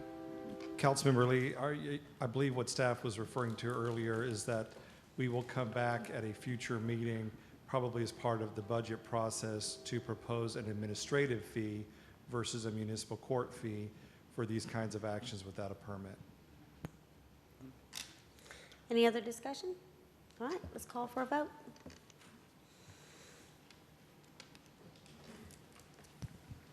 Councilmember Kirkland? Yes. Councilmember Crouch? Yes. Councilmember Lee? Yes. Councilmember Plunkett? Yes. Vote passes, all right. All right, on to 9B, hold public hearing and consider action to approve the first reading of ordinance number 2022-18 of the City of Bastrop, Texas, updating and amending the Bastrop Code of Ordinance, Chapter 13, Article 13.12, entitled Impact Fees, updating the land use assessments, capital improvement plan, and amending impact fees for water and wastewater utilities, providing for an effective date, moved to include on the July 28th, 2022 agenda for second reading. Hey, Tracy. Good evening. I know we've been talking about this each year.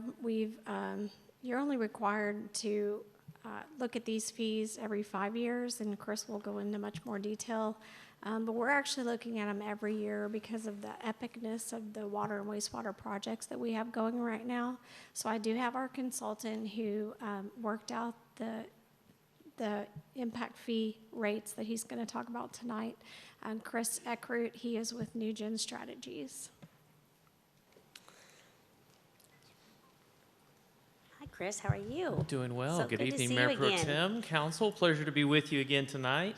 I guess I can hit the button. There we go.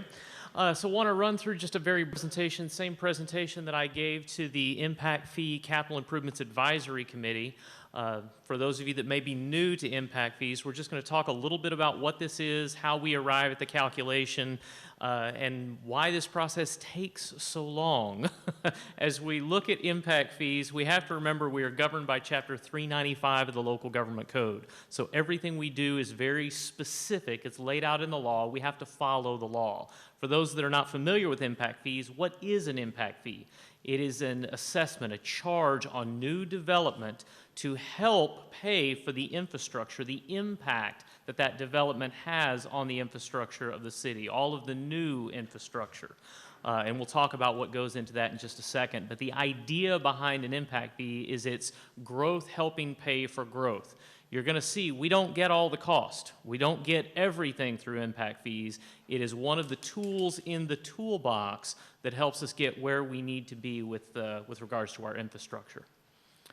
So with that, what can we include in impact fees? We can include the cost of construction with that new development. You'll see in just a second we're limited to a 10-year window, a 10-year time frame. So we're looking at construction, new development over the next 10 years and what the infrastructure is just in that 10-year window, what the capacity will be needed within that 10-year window.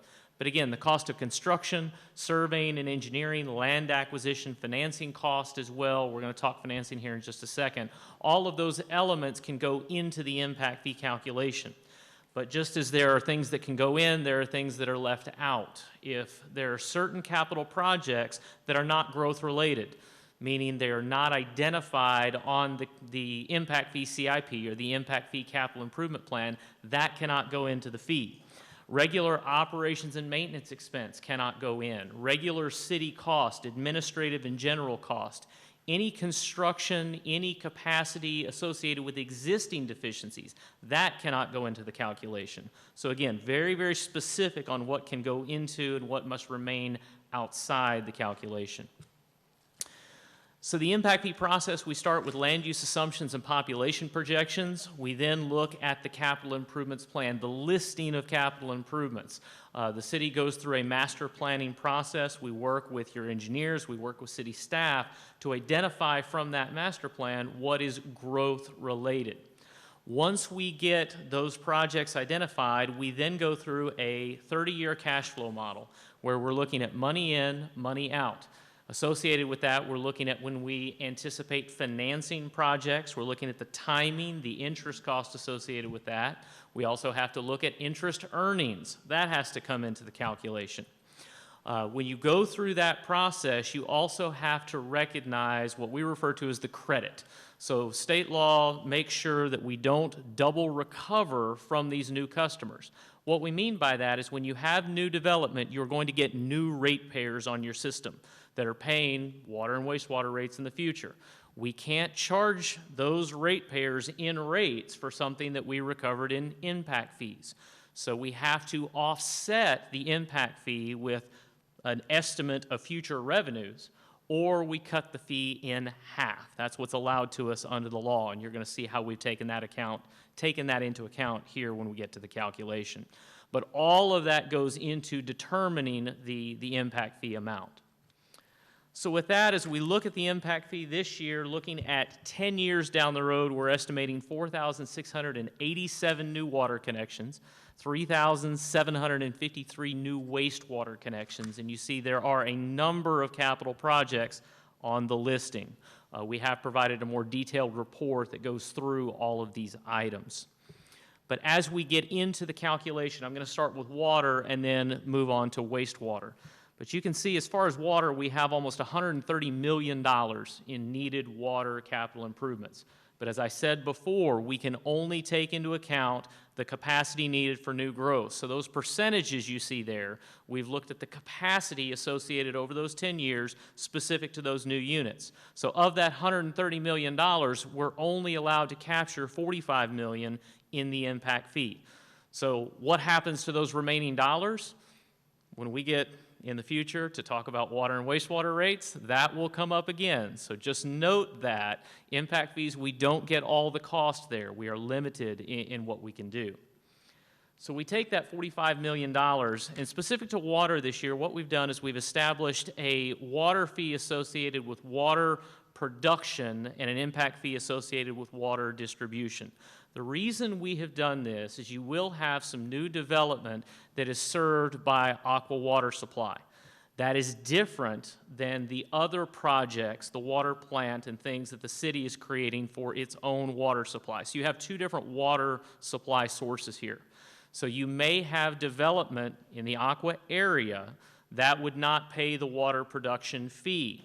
The area outside of that would pay the water production fee associated with the plants and the supply improvements on the city side. So again, a little bit of a difference here. We're trying to recognize how development benefits from these two different projects. So that's why you see a water production fee versus a water distribution fee. The distribution fee is everything else. That's the tanks, the pipes, the larger transmission lines. So again, that's why we've segregated this. But again, you see the total recoverable cost. We then do come in and add financing costs based on our 30-year model. We take into account interest earnings as well. That gets us to a pre-credit amount. We then come up with the maximum fee, but we have to take into account the credit. What we've done is we've just cut the fee in half. We've done 50%. So you can see for production, $1,347. We have not had a production fee before, so that's new.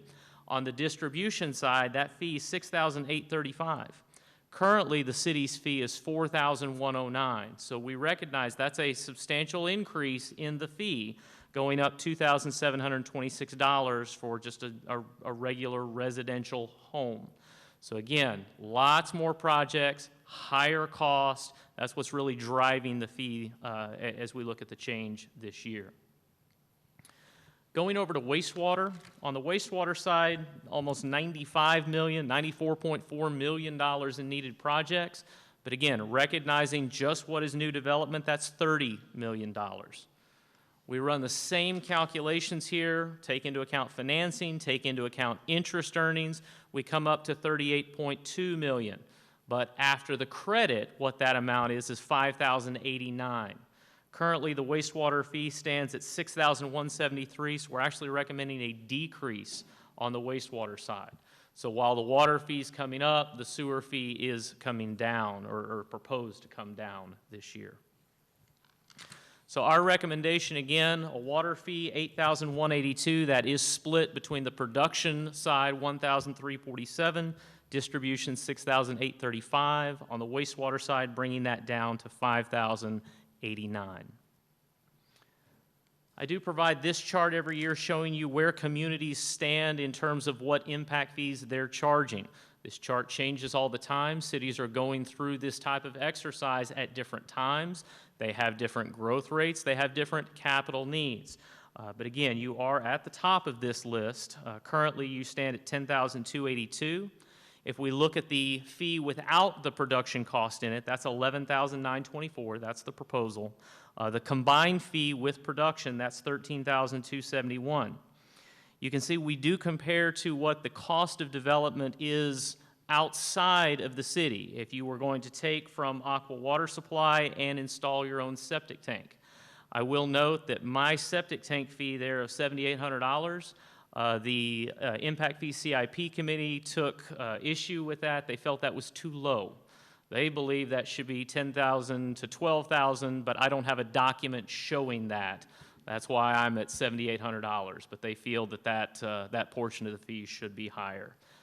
But again, this is just provided to you for informational purposes. Ultimately, you cannot adopt a fee higher than what we've calculated. Should you decide that these fees are too high, you can certainly adopt a lower fee, but I will remind you, anything that you do not get in the impact fee, you're going to have to get through some other source, most likely water and wastewater rates. So please keep that in mind when you're making that decision on fees. With that, happy to answer any questions that you may have. Does anyone have any questions for him? I do.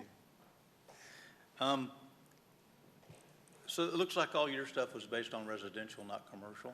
So again, when we look, we're looking at service unit basis. So the 3/4 inch fee that we're recommending, that's the residential fee, but in the ordinance, you'll see the fee does increase based on the size of the meter. So if you have a commercial business and you're taking a 1 inch or 2 inch meter, the fee is higher based on the size of the meter. So we're setting everything equivalent to a service unit basis. And is there any specific projects or areas that you forecasted to have water meters or sewer impact fees on that are delayed right now? You had to forecast on something being built, right? Right, right. And so we have multiple subdivisions being developed, so are those delayed enough to where it's impacting what you're talking about? Then I think we ought to look at why they're delayed. So I can't speak to any delays right now. Anytime you do an impact fee calculation, this is based on assumptions. And so that's why we look at this so often, because those assumptions are changing, particularly on the cost side. But unfortunately, I can't speak to what might be delayed right now. Okay, those are the only questions I had, was those two. Thank you. Councilmember Crouch, any other questions? Thank you so much. You're No. always so informative. Thank you, I Totally appreciate it. understand. I love it when you talk. All right, council, we have an action item. Oh, first we have to hold a public hearing, right? Well, I open the public hearing. Do we have anyone scheduled to speak? No, Mayor Pro Tem. I'm closing the public hearing. All right, council, now it's up to y'all. Do we have a motion in any? I'll make a motion to approve item 9B, to approve the first reading and updating and amending the Bastrop Code of Ordinance for impact fees. Do I have a second? I'll second. Any other discussion? We'll call for a vote. Councilmember Lee? Yes. Councilmember Plunkett? Yes. Councilmember Crouch? Yes. Councilmember Kirkland? Yes. Motion passes. All right, on to 9C. Consider action to approve second reading of ordinance 2022-15 of the City Council of the City of Bastrop, Texas, approving the Burleson Crossing East zoning concept, changing the zoning for 12.95 acres out of the Nancy Blanky Survey Abstract 98 from P2 rural to P5 core, and establishing warrants for 19.81 acres located east of Edward Burleson Lane and north of State Highway 71 within the city limits of Bastrop, Texas, as shown as Exhibit A, B, and C, providing for finding of fact, adoption, repealer, severability, and enforcement, proper notice and meeting, and establishing an effective date. Jennifer's back. Good evening. So just a reminder of where this property is. So this is at the northeast corner of Edward Burleson Lane and State Highway 71.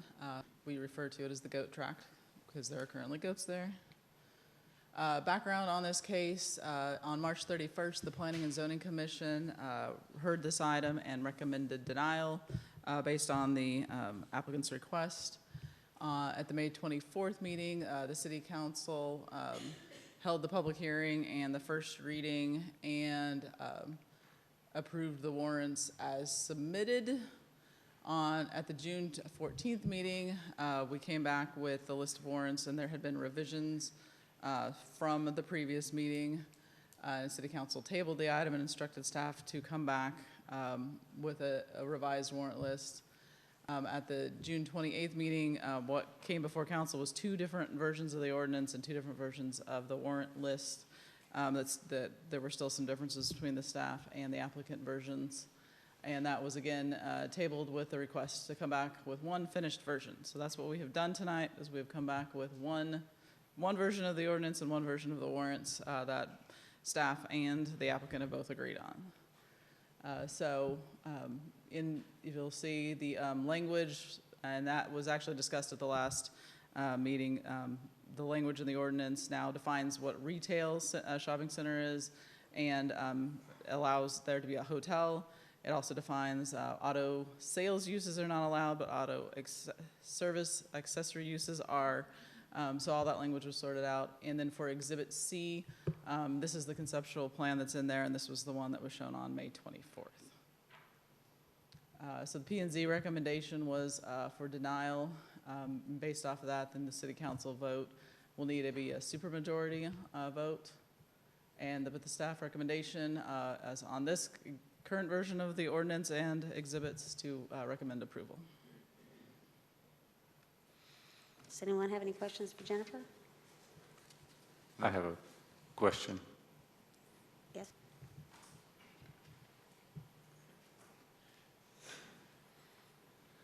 You get to be on the record. Yes. Hi, Steve Derman. Is this okay with you? This is okay with me. I'm ready to roll. I Okay. gotta get going. I motion that we approve. Thanks, John. We have a motion for approval. I second. We have a second. Any other discussion? All right, call for a vote. Councilmember Kirkland? Yes. Councilmember Crouch? Yes. Councilmember Lee? Yes. Councilmember Plunkett? Yes. Motion passes. If I may, I just want to say thank you, Lord Jesus, for having finally coming to a decision. It was so much more pleasant to read the packet with two versions, the city and the developer, instead of 5 and 6 options. I know this was a struggle to get through on both ends, and I appreciate the hard work that staff did at every turn, and for Steve being willing to compromise, and so that we can get this development through. I want to continue to see that partnership down the road. Thank you. All righty. All right, we're on to. Thank you for your future impact fee.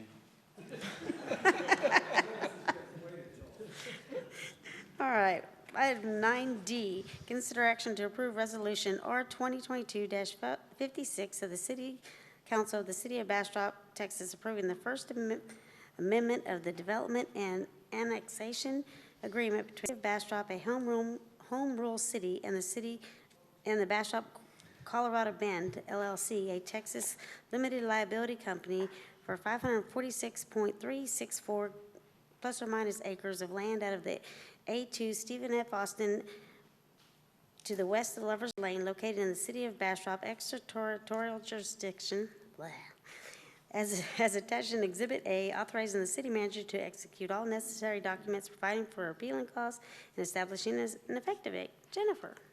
I will It's all say, you- it's you I will all say at a night. previous city I worked for, they made staff read the captions. Oh, I think so- we should pass that right now. Just saying, we got really good at it. So background on this item, we have a development agreement that was approved by City Council at the June 28th, 2021 meeting.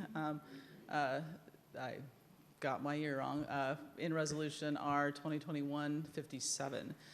So there were several meetings that this item was heard by City Council, culminating in a development agreement that was approved between the city and the property owner. In this development agreement, it established land uses, development standards, and future annexation of the property into the city limits. It's just a reminder of what's in the agreement today. This is the conceptual land use plan that's in the agreement currently, and this is not changing with this amendment. So you can see they have studio space along Lovers Lane, and the future, it's referred to as Segment 1 throughout the agreement. And then we have Segment 2 that's going along the border to the south to the Colorado River. There's a mix of hybrid space between the studio use and the recreation use, and then some accommodation areas for people to be able to stay on site when they're doing filming. As this is along the river, a lot of the property right hugging the river is obviously in the floodplain, so that's something that the land use plan contemplates and has that flexibility in. So you can see this was their informational land plan, so it kind of gives a little bit more detail on what the uses inside those blobby areas are. So you'd have up in this main area close to Lover's Lane will be their future studio use. So that's where you would see more of the buildings, permanent buildings, and permanent parking areas. And then throughout the rest, you'll see the term they use in the agreement is backlots. And those are areas that they'll be doing filming that'll be with temporary structures. So it may be a Gladiator Coliseum there today, and then tomorrow it's an old Western town or something, going by what I see in movies. So there are some accommodations sprinkled throughout, so you see some down at the southern tip and then along the northern part of the property. So what is before you tonight is the first amendment to the Development and Annexation Agreement that was approved last year. This includes additional detail on application timing permits, adds detail on temporary improvements, and allows some allowances for use of on-site water and septic, so wells and on-site sewage, rather than hooking on to the city systems for specific parts of the property. So kind of going in the detail that's in the agreement. So for the applications and timing, gives them ability to concurrently review some application types to speed up their process. For segment 2, which is that southern road that goes back down towards the Colorado River, in the original agreement, it said that there would be a solid wall, 10-foot wall, that would be provided along that segment. In this case, it gives them the option to build a 10-foot tall game fence instead of a solid masonry wall. There, in the original agreement, was some allowances to build 2 buildings prior to annexation going through the county process. This agreement would increase that to allowing also a house and 2 1-acre backlots, which that term is those are areas that they prepare the ground for future filming sites. It also adds the detail on what those temporary improvements, what kind of permitting process they will need to go through when that's in the city limits to get those permits. So instead of a full building permit, since the building's not going to be there permanently, it's a scaled down permit that makes sure that the building's safe. It's not going to fall over, but it's not going to be for permanent habitation, so there's not as many plans or inspections required. And then the allowance for the on-site water and septic will be specifically for that southern edge where it'll take them longer to get the utilities to that part. So they can have temporary housing for up to 10 years in that area on-site utilities. But they will have to address fire safety, fire flow, so fire protection to make sure that fires can be put out there using some kind of a water supply.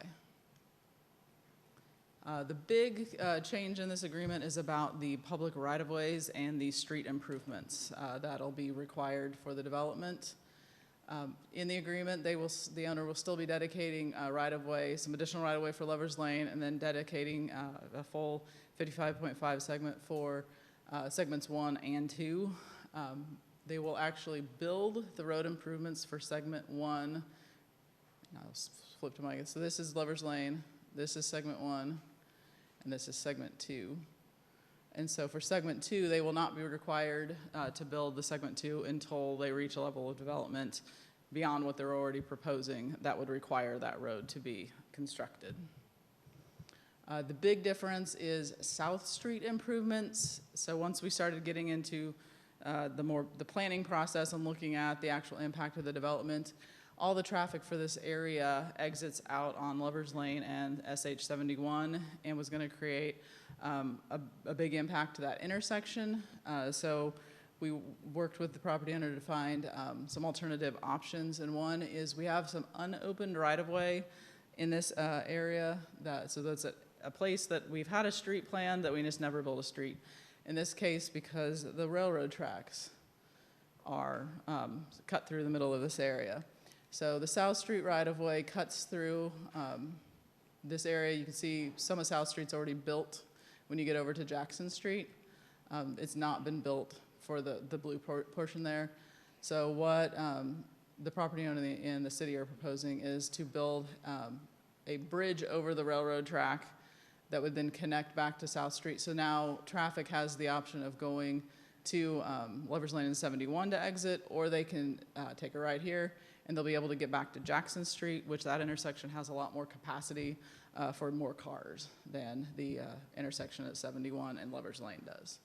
So this agreement now considers that improvement as well, and the timing and the funding options available for those improvements. So staff is recommending approval, and the applicant is also here if you have any questions of them. Do we have anyone have any questions? I have a question, and it might just be a reminder. So who's responsible for the connection across the railroad tracks? The applicant will be responsible, however, they do have the ability to ask for different incentives to get that funded.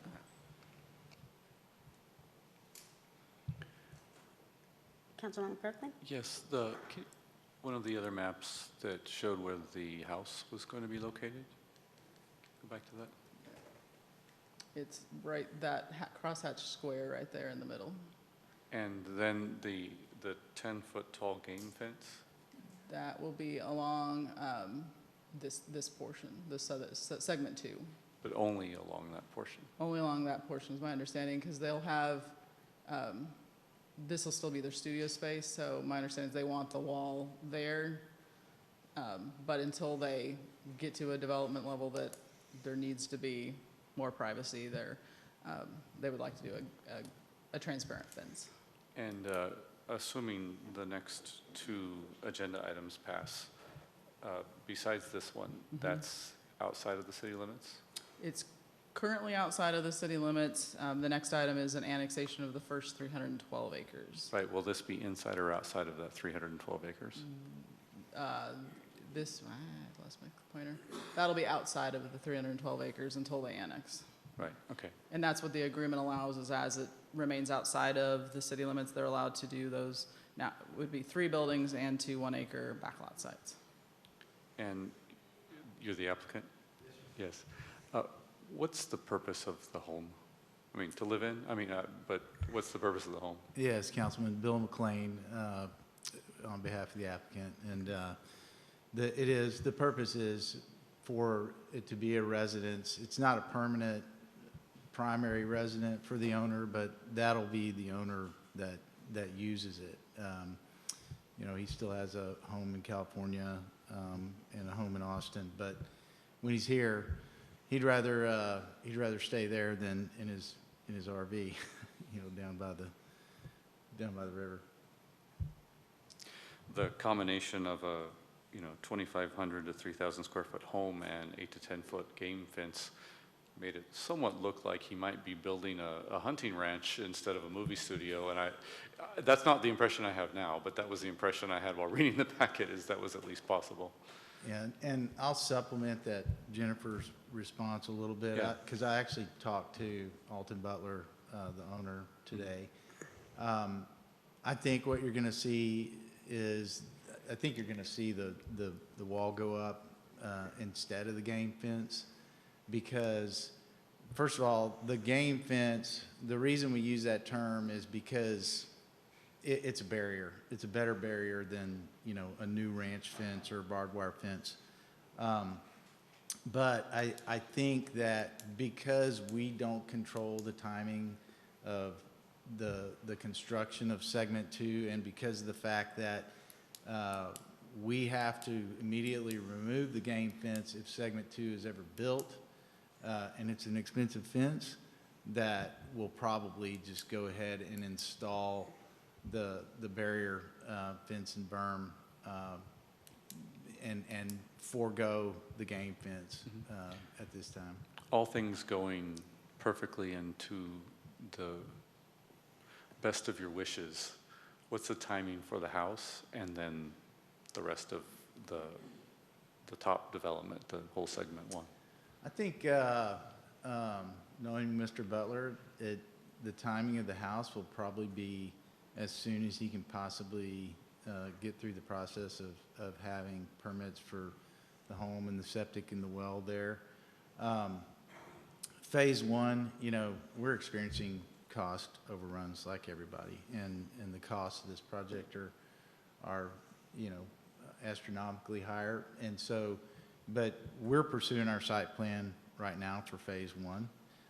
As soon as it's approved, I think you'll start to see construction on that, and hopefully construction doesn't take more than a year and a half for phase one. So, I mean, I think that you'll see improvements on the ground related to the production studios and sound and film studio business there by 2024 is what we're hoping. You know, everything seems to take longer than it should, but that's what we're hoping for. I think if Alton Butler was here, he'd probably say 2023, but trying to be realistic. Anything else? Actually, I do have one last thing. So being new on council, I didn't participate in the earlier discussions about the layout of things. And is there any portion of this that is accessible to the public?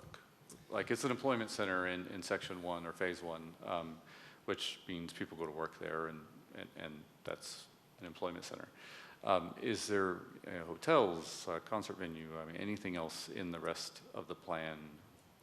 Not per se open to the public. Got it. I think that it's possible that the community will be able to benefit from it to the extent that they have any ties to what's going on the property with the business that is going to be there. But there's nothing per se, open to the public.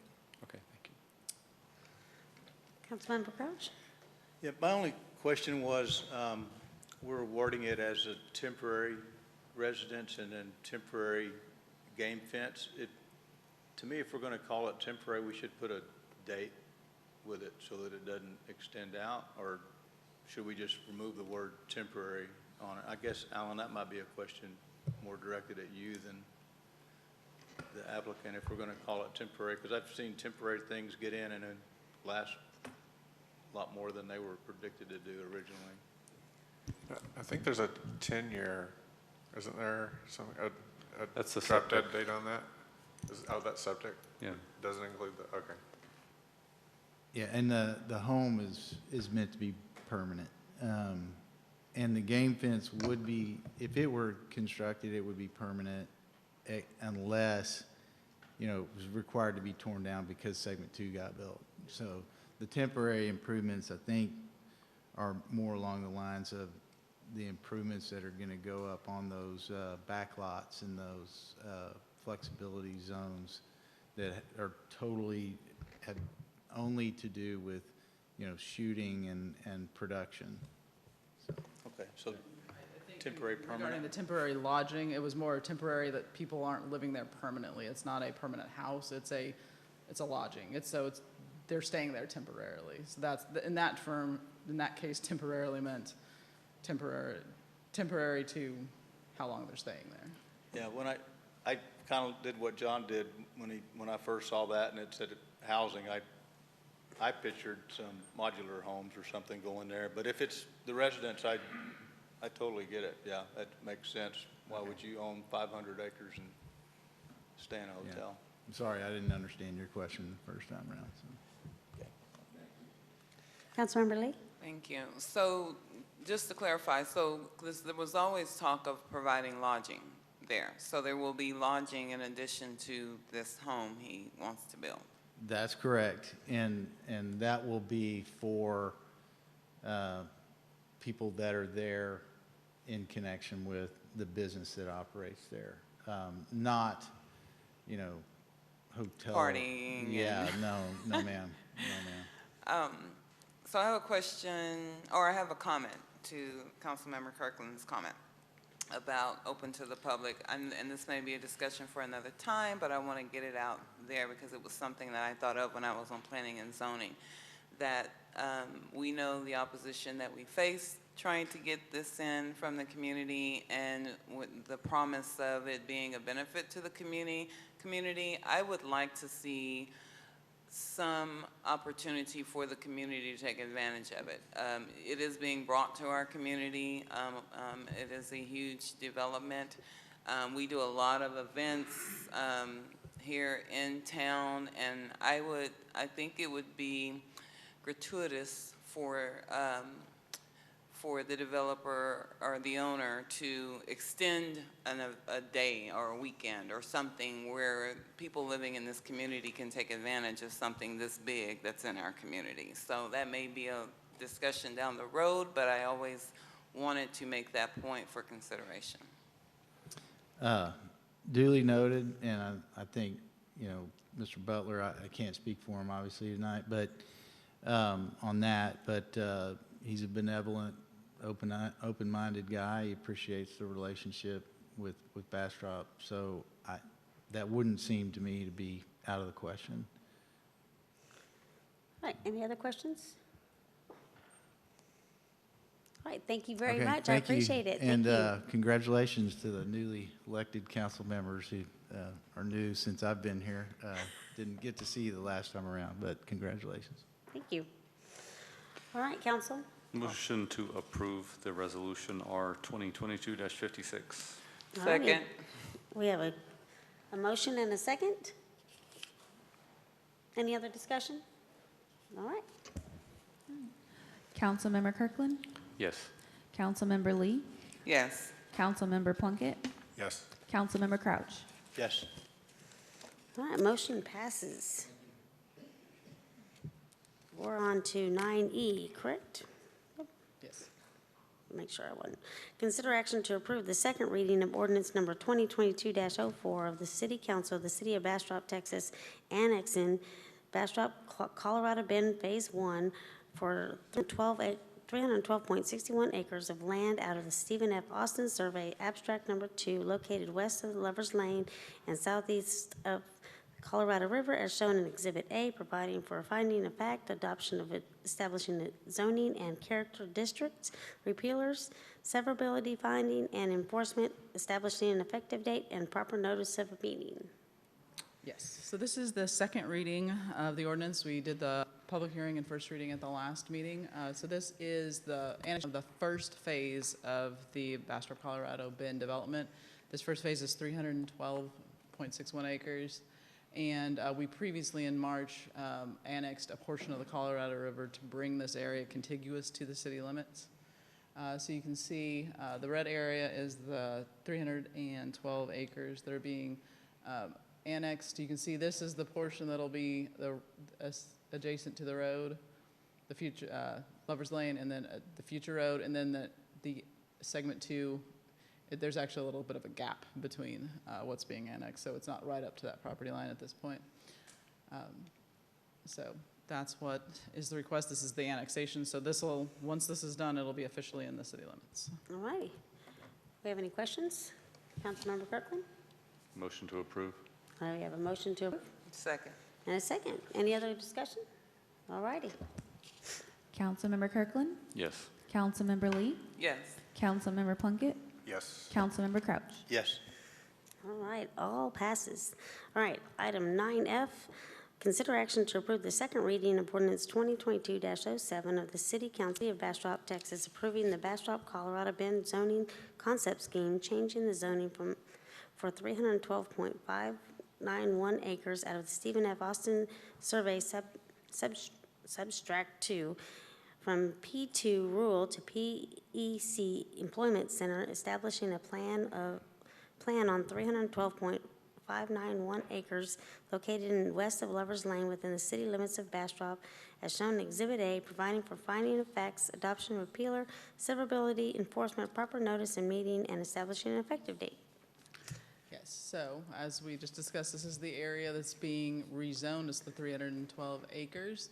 Upon annexation, the designation given to property is P2 Rural, giving then the applicant the opportunity to request the specific annex zoning that is best for their use. In this case, place type employment center is what's being requested and what's consistent with their development agreement. And on the consent agenda, we had on there the second readings for the transportation plan amendment and the future land use amendment that changed the future land use for this area to industry, and PEC is in line with that land use category. So once it's zoned, it'll be a big gray area on our zoning map. With the zoning request, we did request a conceptual drainage plan that has been approved by our city engineer that shows conceptually they can drain the property without creating any adverse impact to the river or any neighbors. And with this section, you'll see when they come to the platting, they'll have they'll add some existing right-of-way to Lover's Lane and then dedicate the new right-of-way on the southern boundary. They've provided detail in their application of what that'll look like. And this was discussed also during the development agreement last year on what this will look like. So you can see there, that's the wall we've been talking about. And in this segment along Lover's Lane, there's a large drainage channel that the county is installing. And that's why you see that it's set back from the road quite a ways. It will be not set back quite as far for the east-west road on that southern boundary. They've shown how they'll do internal circulation that'll meet future accessibility and egress for the property. And you can see this is compliant with their development agreement on the layout for the future studios. So other requirements that we've talked about before, the traffic impact analysis was one of the things that had to be done, and that's what identified that there needed to be another way in and out. That prompted the revision of the development agreement.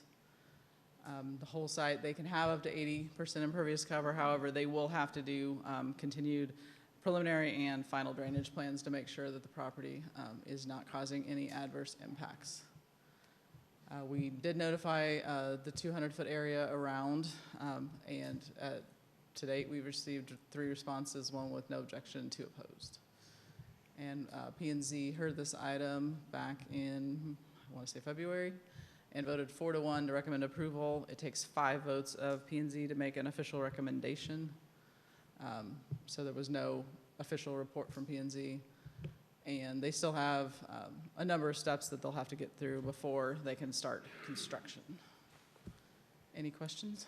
Do we have any questions for Jennifer? Thank you, Jennifer. Motion to approve. We have a motion to approve. Second. A second. Any more discussion? All right.